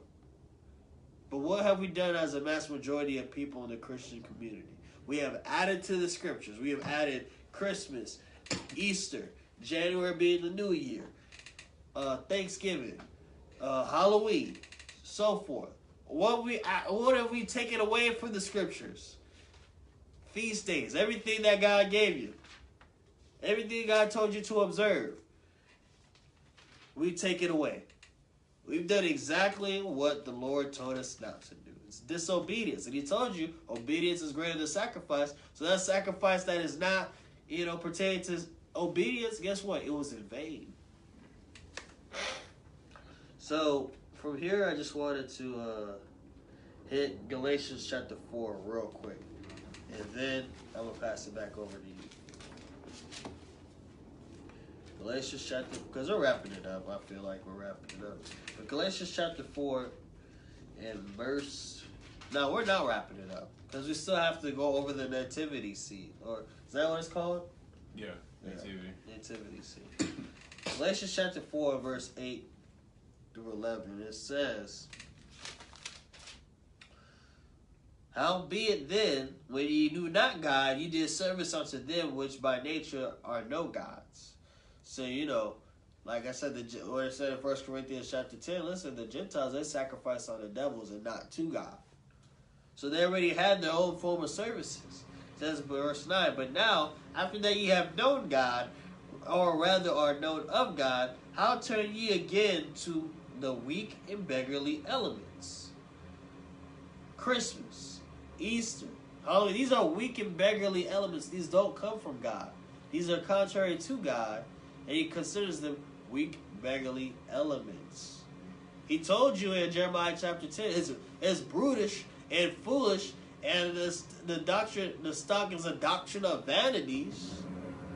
It's foolish in his eyes that you're worshiping the creation rather than the creator. That you're so fascinated about the sun that you don't even pay homage to the one who created the sun. Right? So it says, "But now after that ye have known God, or rather are known of God, how turn ye again to the weak and beggarly elements, whereunto ye desire again to be in bondage?" Because by you following these traditions, you are back under bondage. Ultimately, you're back under sin. You're back under idolatry. You're back onto living contrary to God. Because you're worshiping the creation, like I said, rather than the creator. Verse 10. "Ye observe days," Christmas. "You observe months." The Islam, they're following Ramadan, right? Still wicked. Nothing to do with God. They want to call it a 30-day month of fasting. It's not fasting. Fasting is all the way through. Now I'm going to fast during the day and I'm going to eat at night. That's not a fast. No. Don't play with yourself. And they're trying to attach it to atonement. Atonement is one day. So it says, "Ye observe days and months and times and years." We observe times, right? We observe days pertaining to God, but these people don't. The times that we observe, we read in the law. The times that they observe was established by a man on so-and-so date and time. Verse 11. "I am afraid of you, lest I have bestowed upon you labor in vain." So for him to give you the true word of God and you go back to these beggarly elements, he's saying, man, I did this all in vain. I did it for nothing because you're going back to the folly that I tried to remove you from. But I'm going to pass it back over to Brother Justin. Look at John chapter 4. Christ is talking to the Samaritan woman at the well. He asked for something to drink. She ain't have it. But Christ is talking more. He's on the spiritual plane. She's thinking more physical. So they have a conversation, and we get to the point of he's going to tell us something in regards to worship, because she thinks her people are the people. Right. So John 4:22 says, "Ye worship, you know not what. We know what we worship, for salvation is of the Jews." Right. And that's prevalent to today. Ask somebody, what's the Christmas tree for? Can't tell you. Right. What is it? The Easter eggs, the bunnies. Like, how do these tie into the Lord? And they can't tell you, or they got their opinion, but can't go anywhere in the scriptures and read it to you. And again, they even know that false gods, the Lord idolatry in the Bible for a reason. He told you about these customs, but again, people don't know what they're doing. You worship, you know not what. And he's going to tell you for salvation of the Jews. So you want to learn what you need to do to save yourself. You got to do what was given to Israel. Right. And then 23 says, "But the hour cometh, and now is, when true worshipers shall worship the Father in spirit and in truth. Right. For the Father seeketh such to worship Him." So there's going to come a time where the true worshipers of God are going to do it in spirit and in truth. So noticing how that's what the Father wants. It's a requirement. Matter of fact, it's not even a suggestion. He's telling you the guidelines. It has to be in spirit and in truth. Right. So me and this brother can't wake up one day and say, you know what, we're gonna have a feast of the Lord. It's because we feel like it, and it becomes doctrine. We can't do that. Right. That's not in spirit. It's not in truth. Verse 24 says, God is a spirit, and they that worship him must. Not if you feel like it, or depending on what you think is cool, or what suits your needs for that day. You must worship him in spirit and in truth. Right. And Christmas is a lie. Matter of fact, all these holidays are a lie, especially if you can't read it. Right. So I mean, like, you gotta worship God in spirit and in truth. And some people might think, you know, why is that important? Is that really a big deal? It doesn't require all that. When you read 1 Corinthians 6 and 9, God tells you idolaters, they're not getting into the kingdom. And when you're dealing with Christmas, that's exactly what it is, idolatry. Yeah. It doesn't matter how you cut it, or like you was saying, you're gonna sugarcoat it or justify yourself, like it ain't gonna fly. Right. And you got too much. Matter of fact, this brother got an encyclopedia set from Goodwill. Cheap. With all this information that we Right. read from. So when God says this gospel is going to be preached throughout all the world for a witness, you won't hear the truth. You got Google. You got so many resources. Right. Yeah, no excuses when it's all said and done. Right. See John 4. You want to address the nativity? Or you got something else? Yeah. I want to address the nativity. All right. I want to address it. Are you familiar with the nativity? Somewhat. I got something. I'm gonna read from this book. It's called The Two Babylons. A good read by Alexander Hislop. And Peace. he says the festivals of Rome are innumerable, but 5 of the most important may be singled out for elucidation: Christmas Day, Lady Day, Easter, the Nativity of St. John, and the Feast of Assumption. Each and all of these can be proved to be Babylonian. So focusing on Christmas and Easter, these can be proven to be Babylonian. In other words, custom of old. And the first, as a festival in honor of the birth of Christ, or Christmas, how comes it that the festival is connected with the 25th of December, which we talked about earlier? There's not a word in the scriptures about the precise day of his birth or the time of the year when he was born. What is recorded there implies that at the time soever his birth took place, it could have not been on December 25th. So you have Alexander Hislop, basically a Gentile, I believe. He's telling you himself, there's just no way that could have happened on December 25th. And going back to common sense, it's cold now. And it's what, November 20th. It's cold now. Right. So you know a husband and a wife and an infant child ain't gonna be out in the piercing cold winter. It's hanging in the manger with nothing to do. So at the time that the angel announced his birth to the shepherds of Bethlehem, they were feeding their flocks by nights in the open fields. Now, no doubt, the climate of Palestine is not so severe as the climate of this country, but even there, though the heat of the day be considerable, the cold of the night from December to February is very piercing. And it was not custom for the shepherds of Judea to watch their flocks in the open fields later than about the end of October. Right. So what we got going on here is, as we can read in Luke 2, it's telling us the shepherds out there, they had outside with their flocks. Right. And again, brothers, they gonna be outside in the depth of winter, freezing. Right. And then, but saying here, so Christ had to be born somewhere in the fall. Right. And again, I'm saying about. I'm not saying about, because we don't have an exact date to go off of. Mm-hmm. So for us to create a whole birthday, we can't do that. So let's go read that account in Luke chapter 2.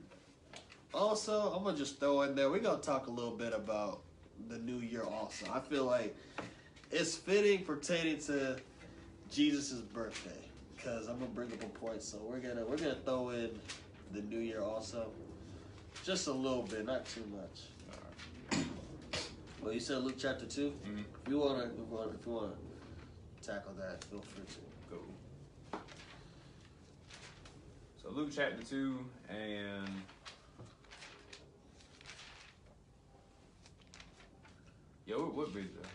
verse 1.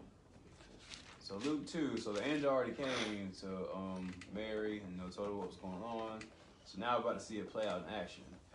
But you read about this in the Old Testament, Isaiah chapter 7, about this is going to play out. This is how you know the Bible is airtight. Ain't no plagiarism with it. And it came to pass in those days that there went out a decree from Caesar Augustus that all the world should be taxed. And this taxing was first made when Cyrenius was governor of Syria. And all went out to be taxed, every one into his own city. And Joseph also went up from Galilee, out of the city of Nazareth into Judea, into the city of David, which is called Bethlehem, because he was a lineage of the house and lineage of David. So Isaiah 7 tells us, that the Christ is going to be born. I mean, he's going to be born to a virgin. And then Micah 5 tells you in Bethlehem, Ephratah, which is being filled out here. Again, going back to common sense, if the government wanted everybody to be taxed, right, and have to walk to get their money, they probably wouldn't do it when it's freezing cold outside. So verse 5 says, to be taxed with Mary, his espoused wife, being great with child. So she's due at any moment. And it was so, and so it was, that while they were there, the days were accomplished that she should be delivered. And she brought forth her firstborn, and wrapped him in swaddling clothes, and laid him in a manger, because there was no room for them in the inn. So they just didn't decide, they just want to hang out in the manger, they had nothing to do. The hotel was full. That's how that happened. And verse 8 says, and there were in the same country shepherds abiding in the field, keeping watch over their flock at night. So as you read in the two Babylons, they were out there keeping flocks at night. Then they traveled to go see the Messiah, so on and so forth. But even in all this, when you read this, the account in Matthew, 1st chapter, you don't see a date whatsoever. And you want to talk about a nativity, like Christ just decided they want to hang out in the manger and all that time. There's no room in the hotel, so they had to be there. But they weren't there forever in a day. Let's see anything else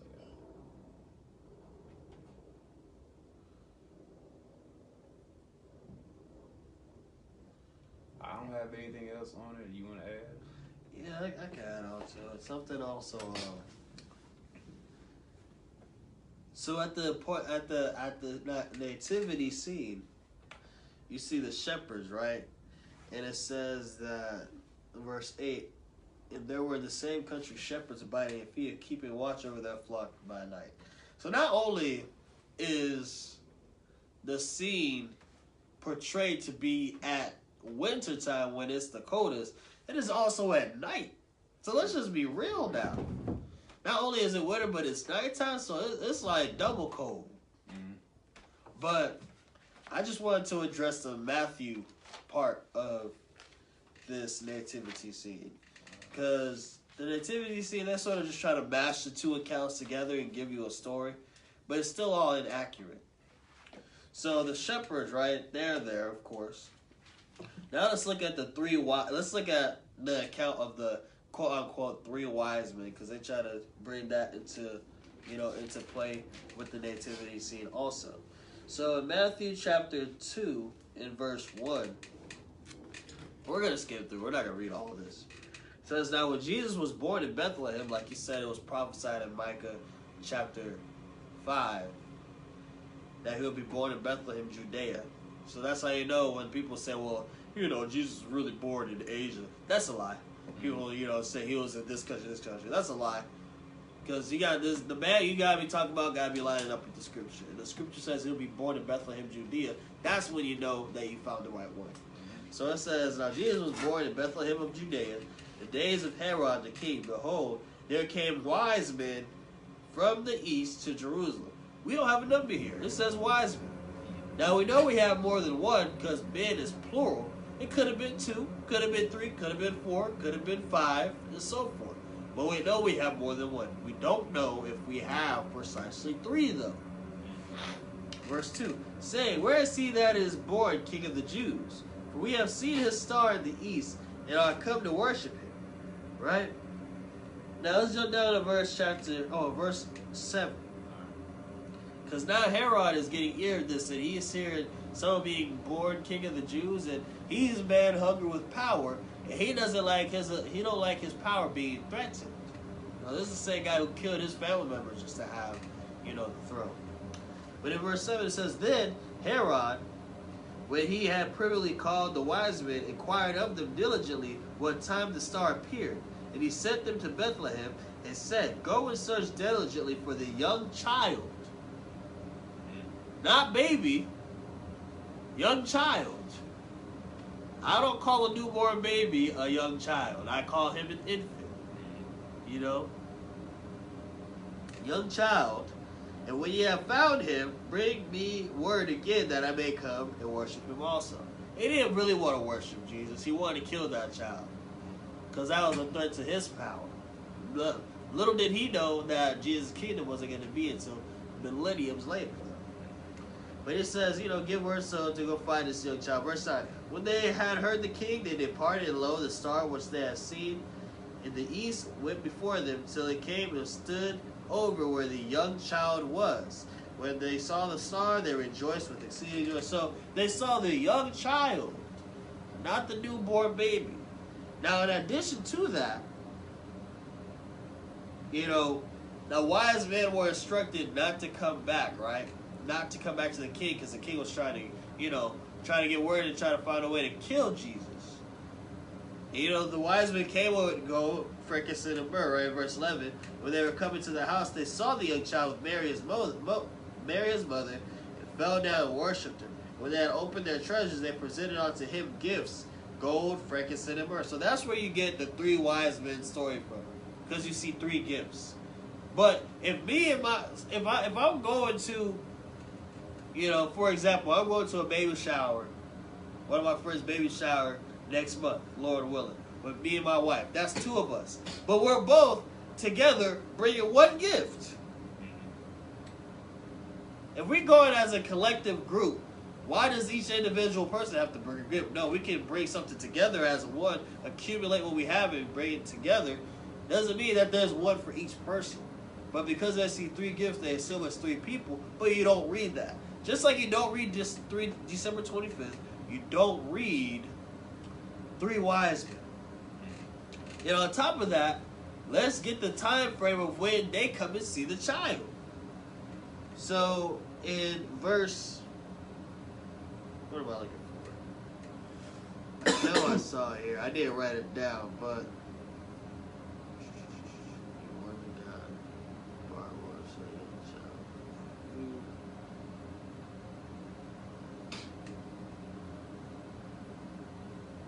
yep, verse 16. Because the angel told the wise men, don't go back, because Herod's really trying to kill the child. Then the angel told Mary and Joseph, y'all need to go into Egypt, because Herod's trying to kill that child. And quote unquote, Jesus is black, because he's going amongst black people to hide, where you go blend in. Side note, verse 16 of Matthew chapter 2, verse 16. Then Herod, when he saw that he was mocked of the wise men, because they never came back, was exceeding wroth. He was angry, and sent forth and slew all the children that were in Bethlehem, and all the coast thereof, from 2 years older and under. 2 years old and under. So you have a 2-year time frame of children he's cutting off. So how can we say he's there at the newborn birth? This is 2 years that he gives you a solid time frame of how much time has passed, and how much time to put in consideration for the age of this child, rather than being the newborn. If the wise men were there at the nativity, why doesn't it say the wise men met up with the Mary and Joseph and the shepherds? Because the shepherds were there. So I didn't say the wise men met up with Mary and her son, and the shepherds. No, it just says. Really, it don't even say Joseph. It just said Mary and Jesus. It said nothing about the shepherds, but they were there at the nativity. Why not include them? But we include them in the fairy tale, but the Bible don't include them. That's what we got to be mindful of. Yeah. But that is the account of the nativity scene. It's not accurate. December 25th is a flaw. There's fallacy in it. We need to refrain for it. So, refrain from it. So, from there, I just want to throw this in there, just one verse, Colossians chapter 2 and verse 8. And after that, I'll give it back to you. So you can say Colossians chapter 2 and verse 8. Colossians chapter 2 and verse 8. And it says, beware lest any man spoil you through philosophy and vain deceit. Whatever you got, listen, don't let anyone knock you off your square. If you're dealing with the word of God in spirit and in truth, and I just want to point out, you got to worship in spirit and in truth. Listen, it says, don't let any man spoil you through philosophy and vain deceit, after the tradition of men. Christmas, Easter, Halloween, Thanksgiving. That's what we came in to discuss today. But Easter falls into that category too, which you will address when it gets to that time. After the rudiments of the world, because you saw that Christmas had many sources in its origin. It came from Rome, Celtics, Anglo, like all kinds of places it came from, except for the Bible. It's the rudiment of the world. So it says, more or less, any man spoil you through philosophy and vain deceit, because it is deceit for them to tell you that Jesus was born on December 25th. It's a lie. It's a huge lie. And Jesus said, God told you, listen, 6 days does he hate. Yea, 7 are an abomination unto him. A lying tongue. He could have told you, you know what I'm saying? He could have told you that he hated when, he could have told you he hated it. Or he does hate it when you disobey your parents. But guess what? He is your spiritual father. And you lied to him. When you got a regular father, you lie to him. Sometimes he'll punish you. He'll be like, listen, I would have punished you if you didn't. That's how one of my teacher, Brother Jediah, that's how he be. He'd be like, listen, I would have done nothing if you didn't lie to me. Because you lied, now I'm going to whoop you. That's how God, why you lying to me? Lying on God when you say his birthday is December 25th. You lying on God.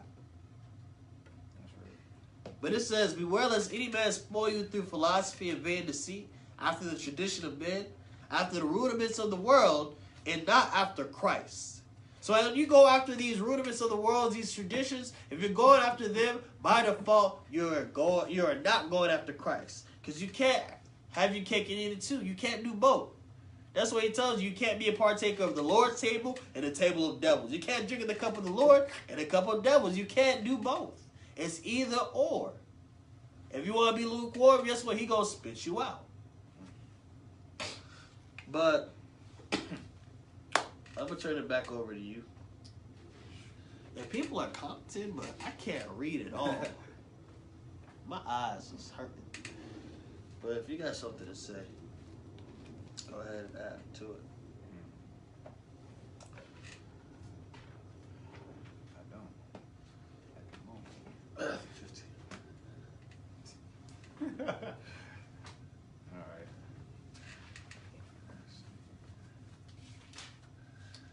Yeah, we turn over to Matthew 15. Oh, that's a good one. Yeah, the Spirit spoke to me. Oh, yeah. And we're going to hit all of this.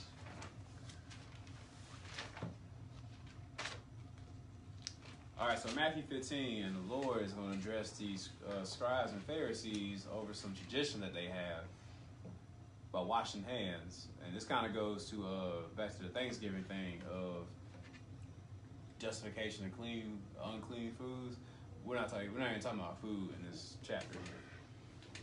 Verse 1 says, Then came to Jesus scribes and Pharisees, which were at Jerusalem, saying, Why do thy disciples transgress the tradition of the elders? For they wash not their hands when they eat bread.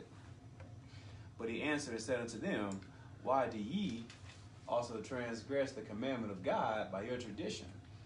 And this is how you know that, man, God was cold, dude. He's telling you, so you have the tradition of man and God like washing your hands, but you put that over what God told you to do. Right. Just like today, man, God gave us a Sabbath. We choose to go to church on Sunday. God said keep the Passover, but you can read, but you are going to bust your butt, buy all these suits and go to Easter Sunday and whatnot.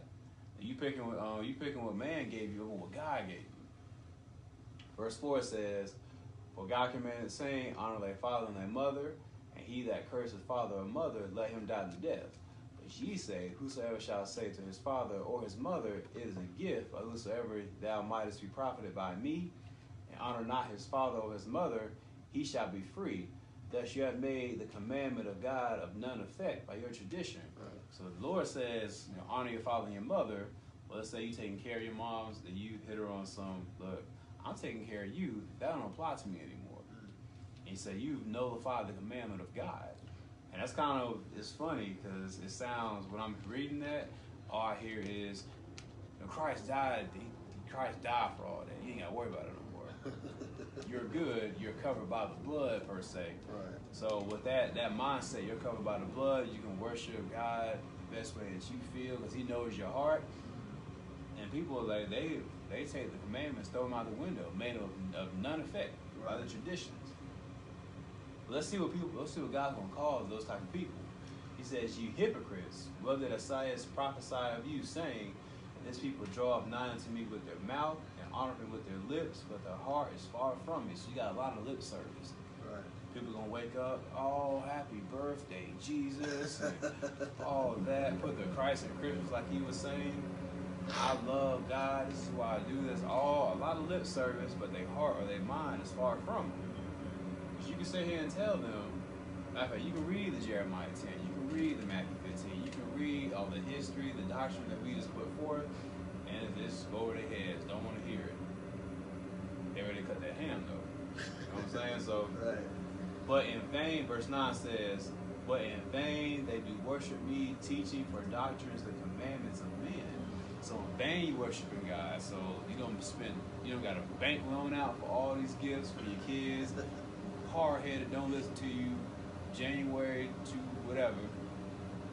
Got F's in school. They do all types of nonsense. You about to go spend $100 you don't got. You got it from the bank to deal with that nonsense. Worshiping God, singing Christmas carol, baking cookies. You got your child sitting on some stranger's lap, telling them what they want. Right. But in vain they do worship me, teaching for doctrines the commandments of men. And you can tell these holidays are commandments of men because we can read.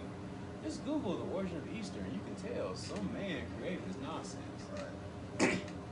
And even if you want to be on the radical Hebrew side, man, the commandments of men saying that you have to wear fringes, you don't have to wear fringes. Or the letter J, like the doctrines go over on both sides. Right. But again, worshiping God in vain nonetheless. And let me see what else.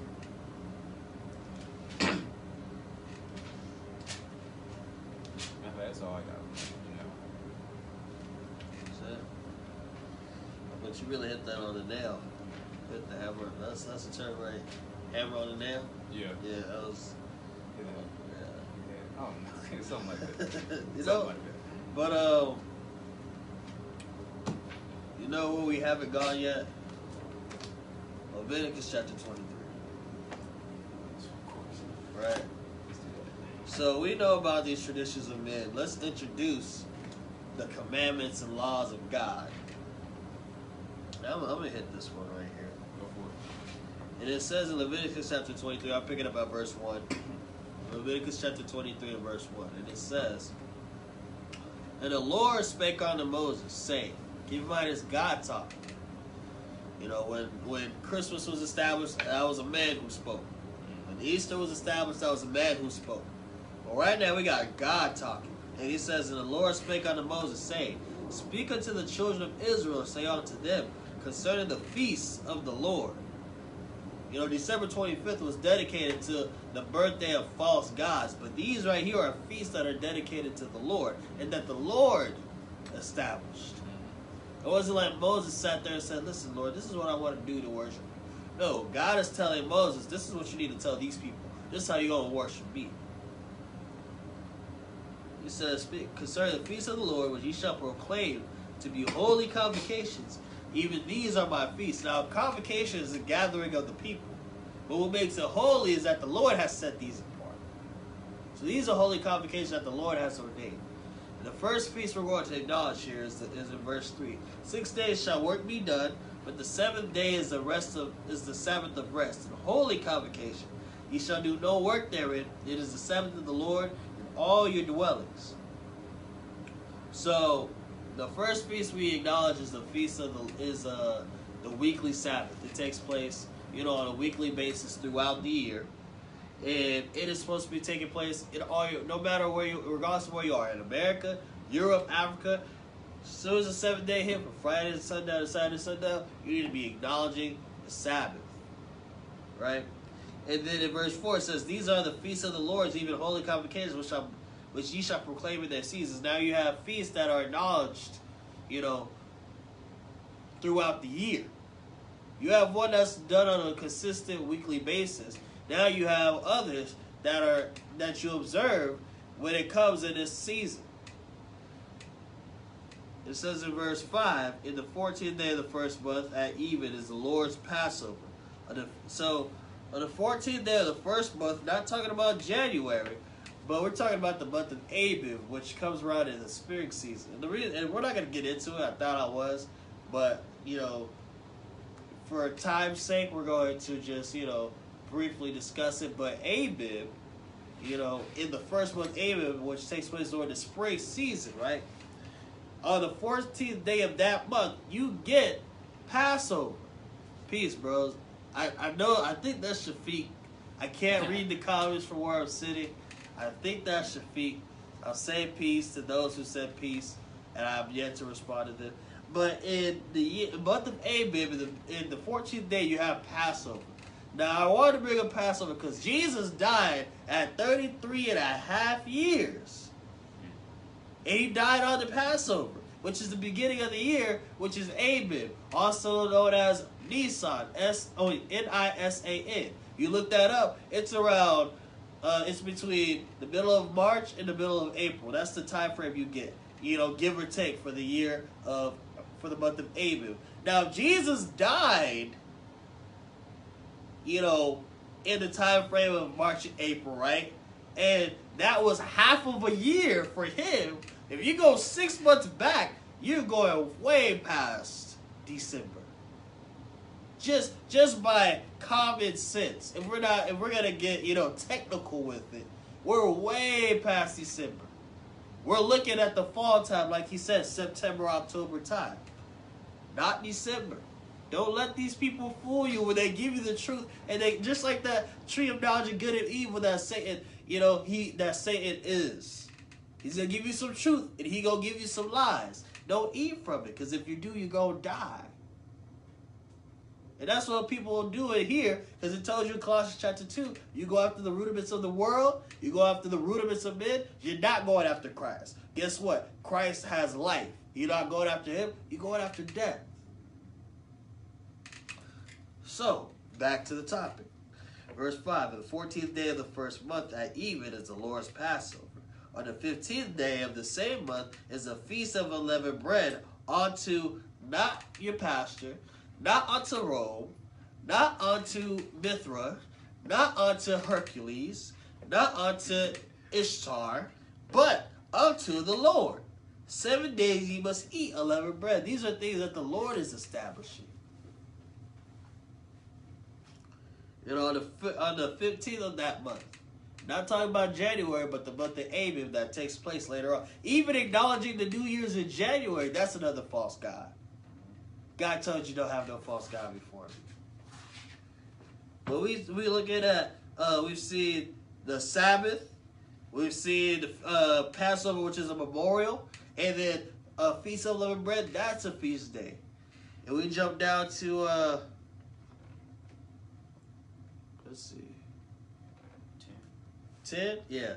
Verse 10. "Speak unto the children of Israel when I say unto them, when ye be come into the land which I give unto you, and shall reap the harvest thereof, then ye shall bring a sheaf of the firstfruits of your harvest unto the priest."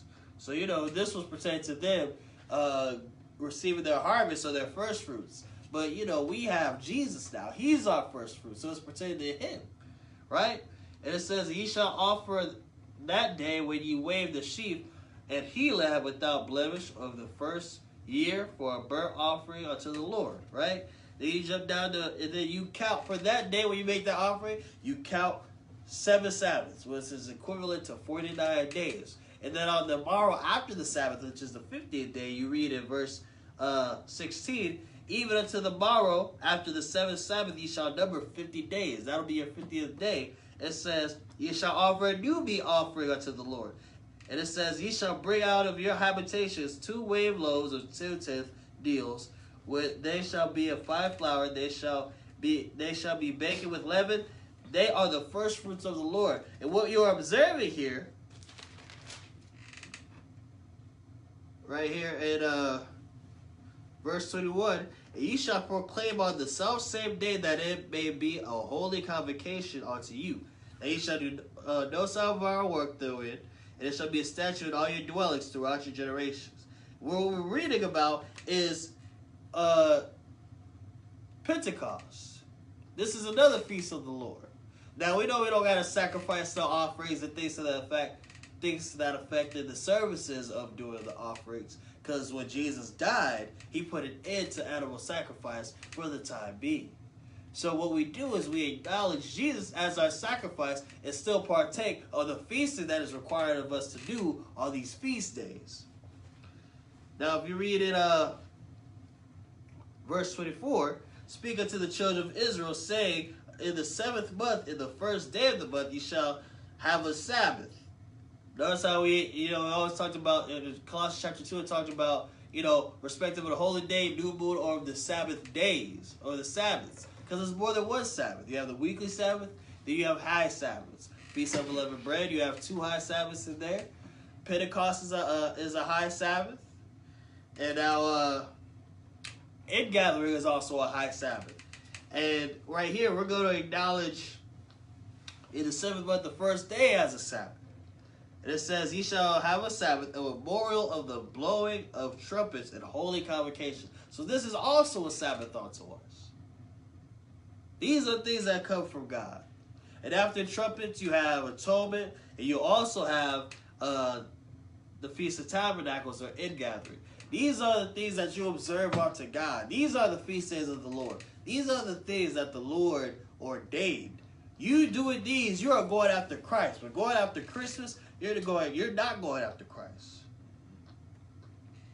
But I'm not going to read the rest of these. But you can read it in this chapter right here, Leviticus chapter 23. And I'm putting this out there for whoever's watching this class.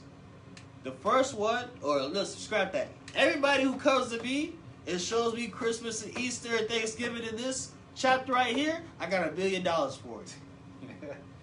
Come find me. Message me. Call me. I'm waiting for you. Hit me up. I got $1 million for you. But that's it on Leviticus chapter 23. You want to add anything to that? That's it. Covered it. That's it.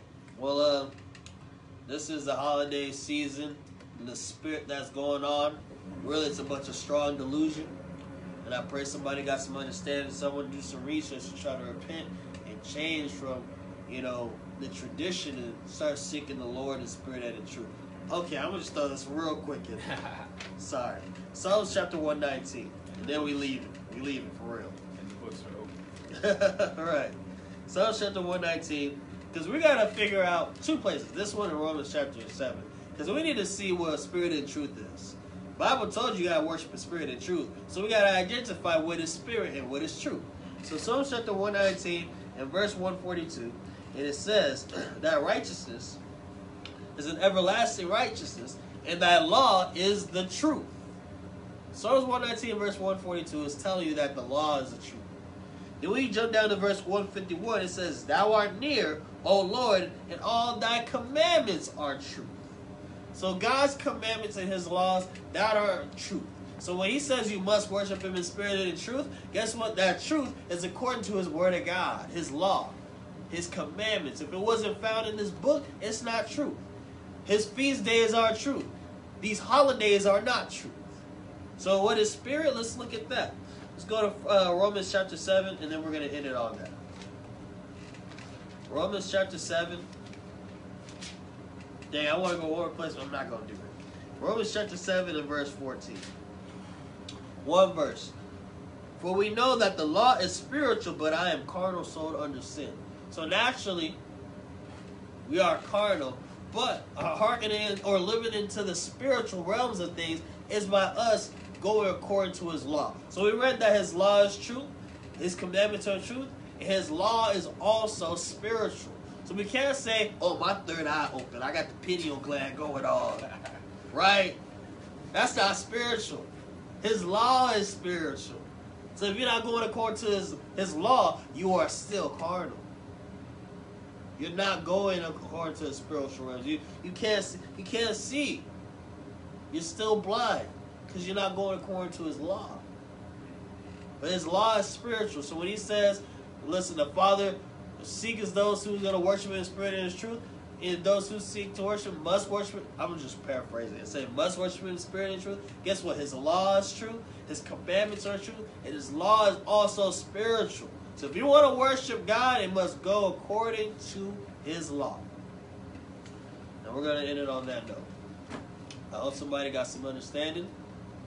Praise the Lord. Praise the Lord. Peace.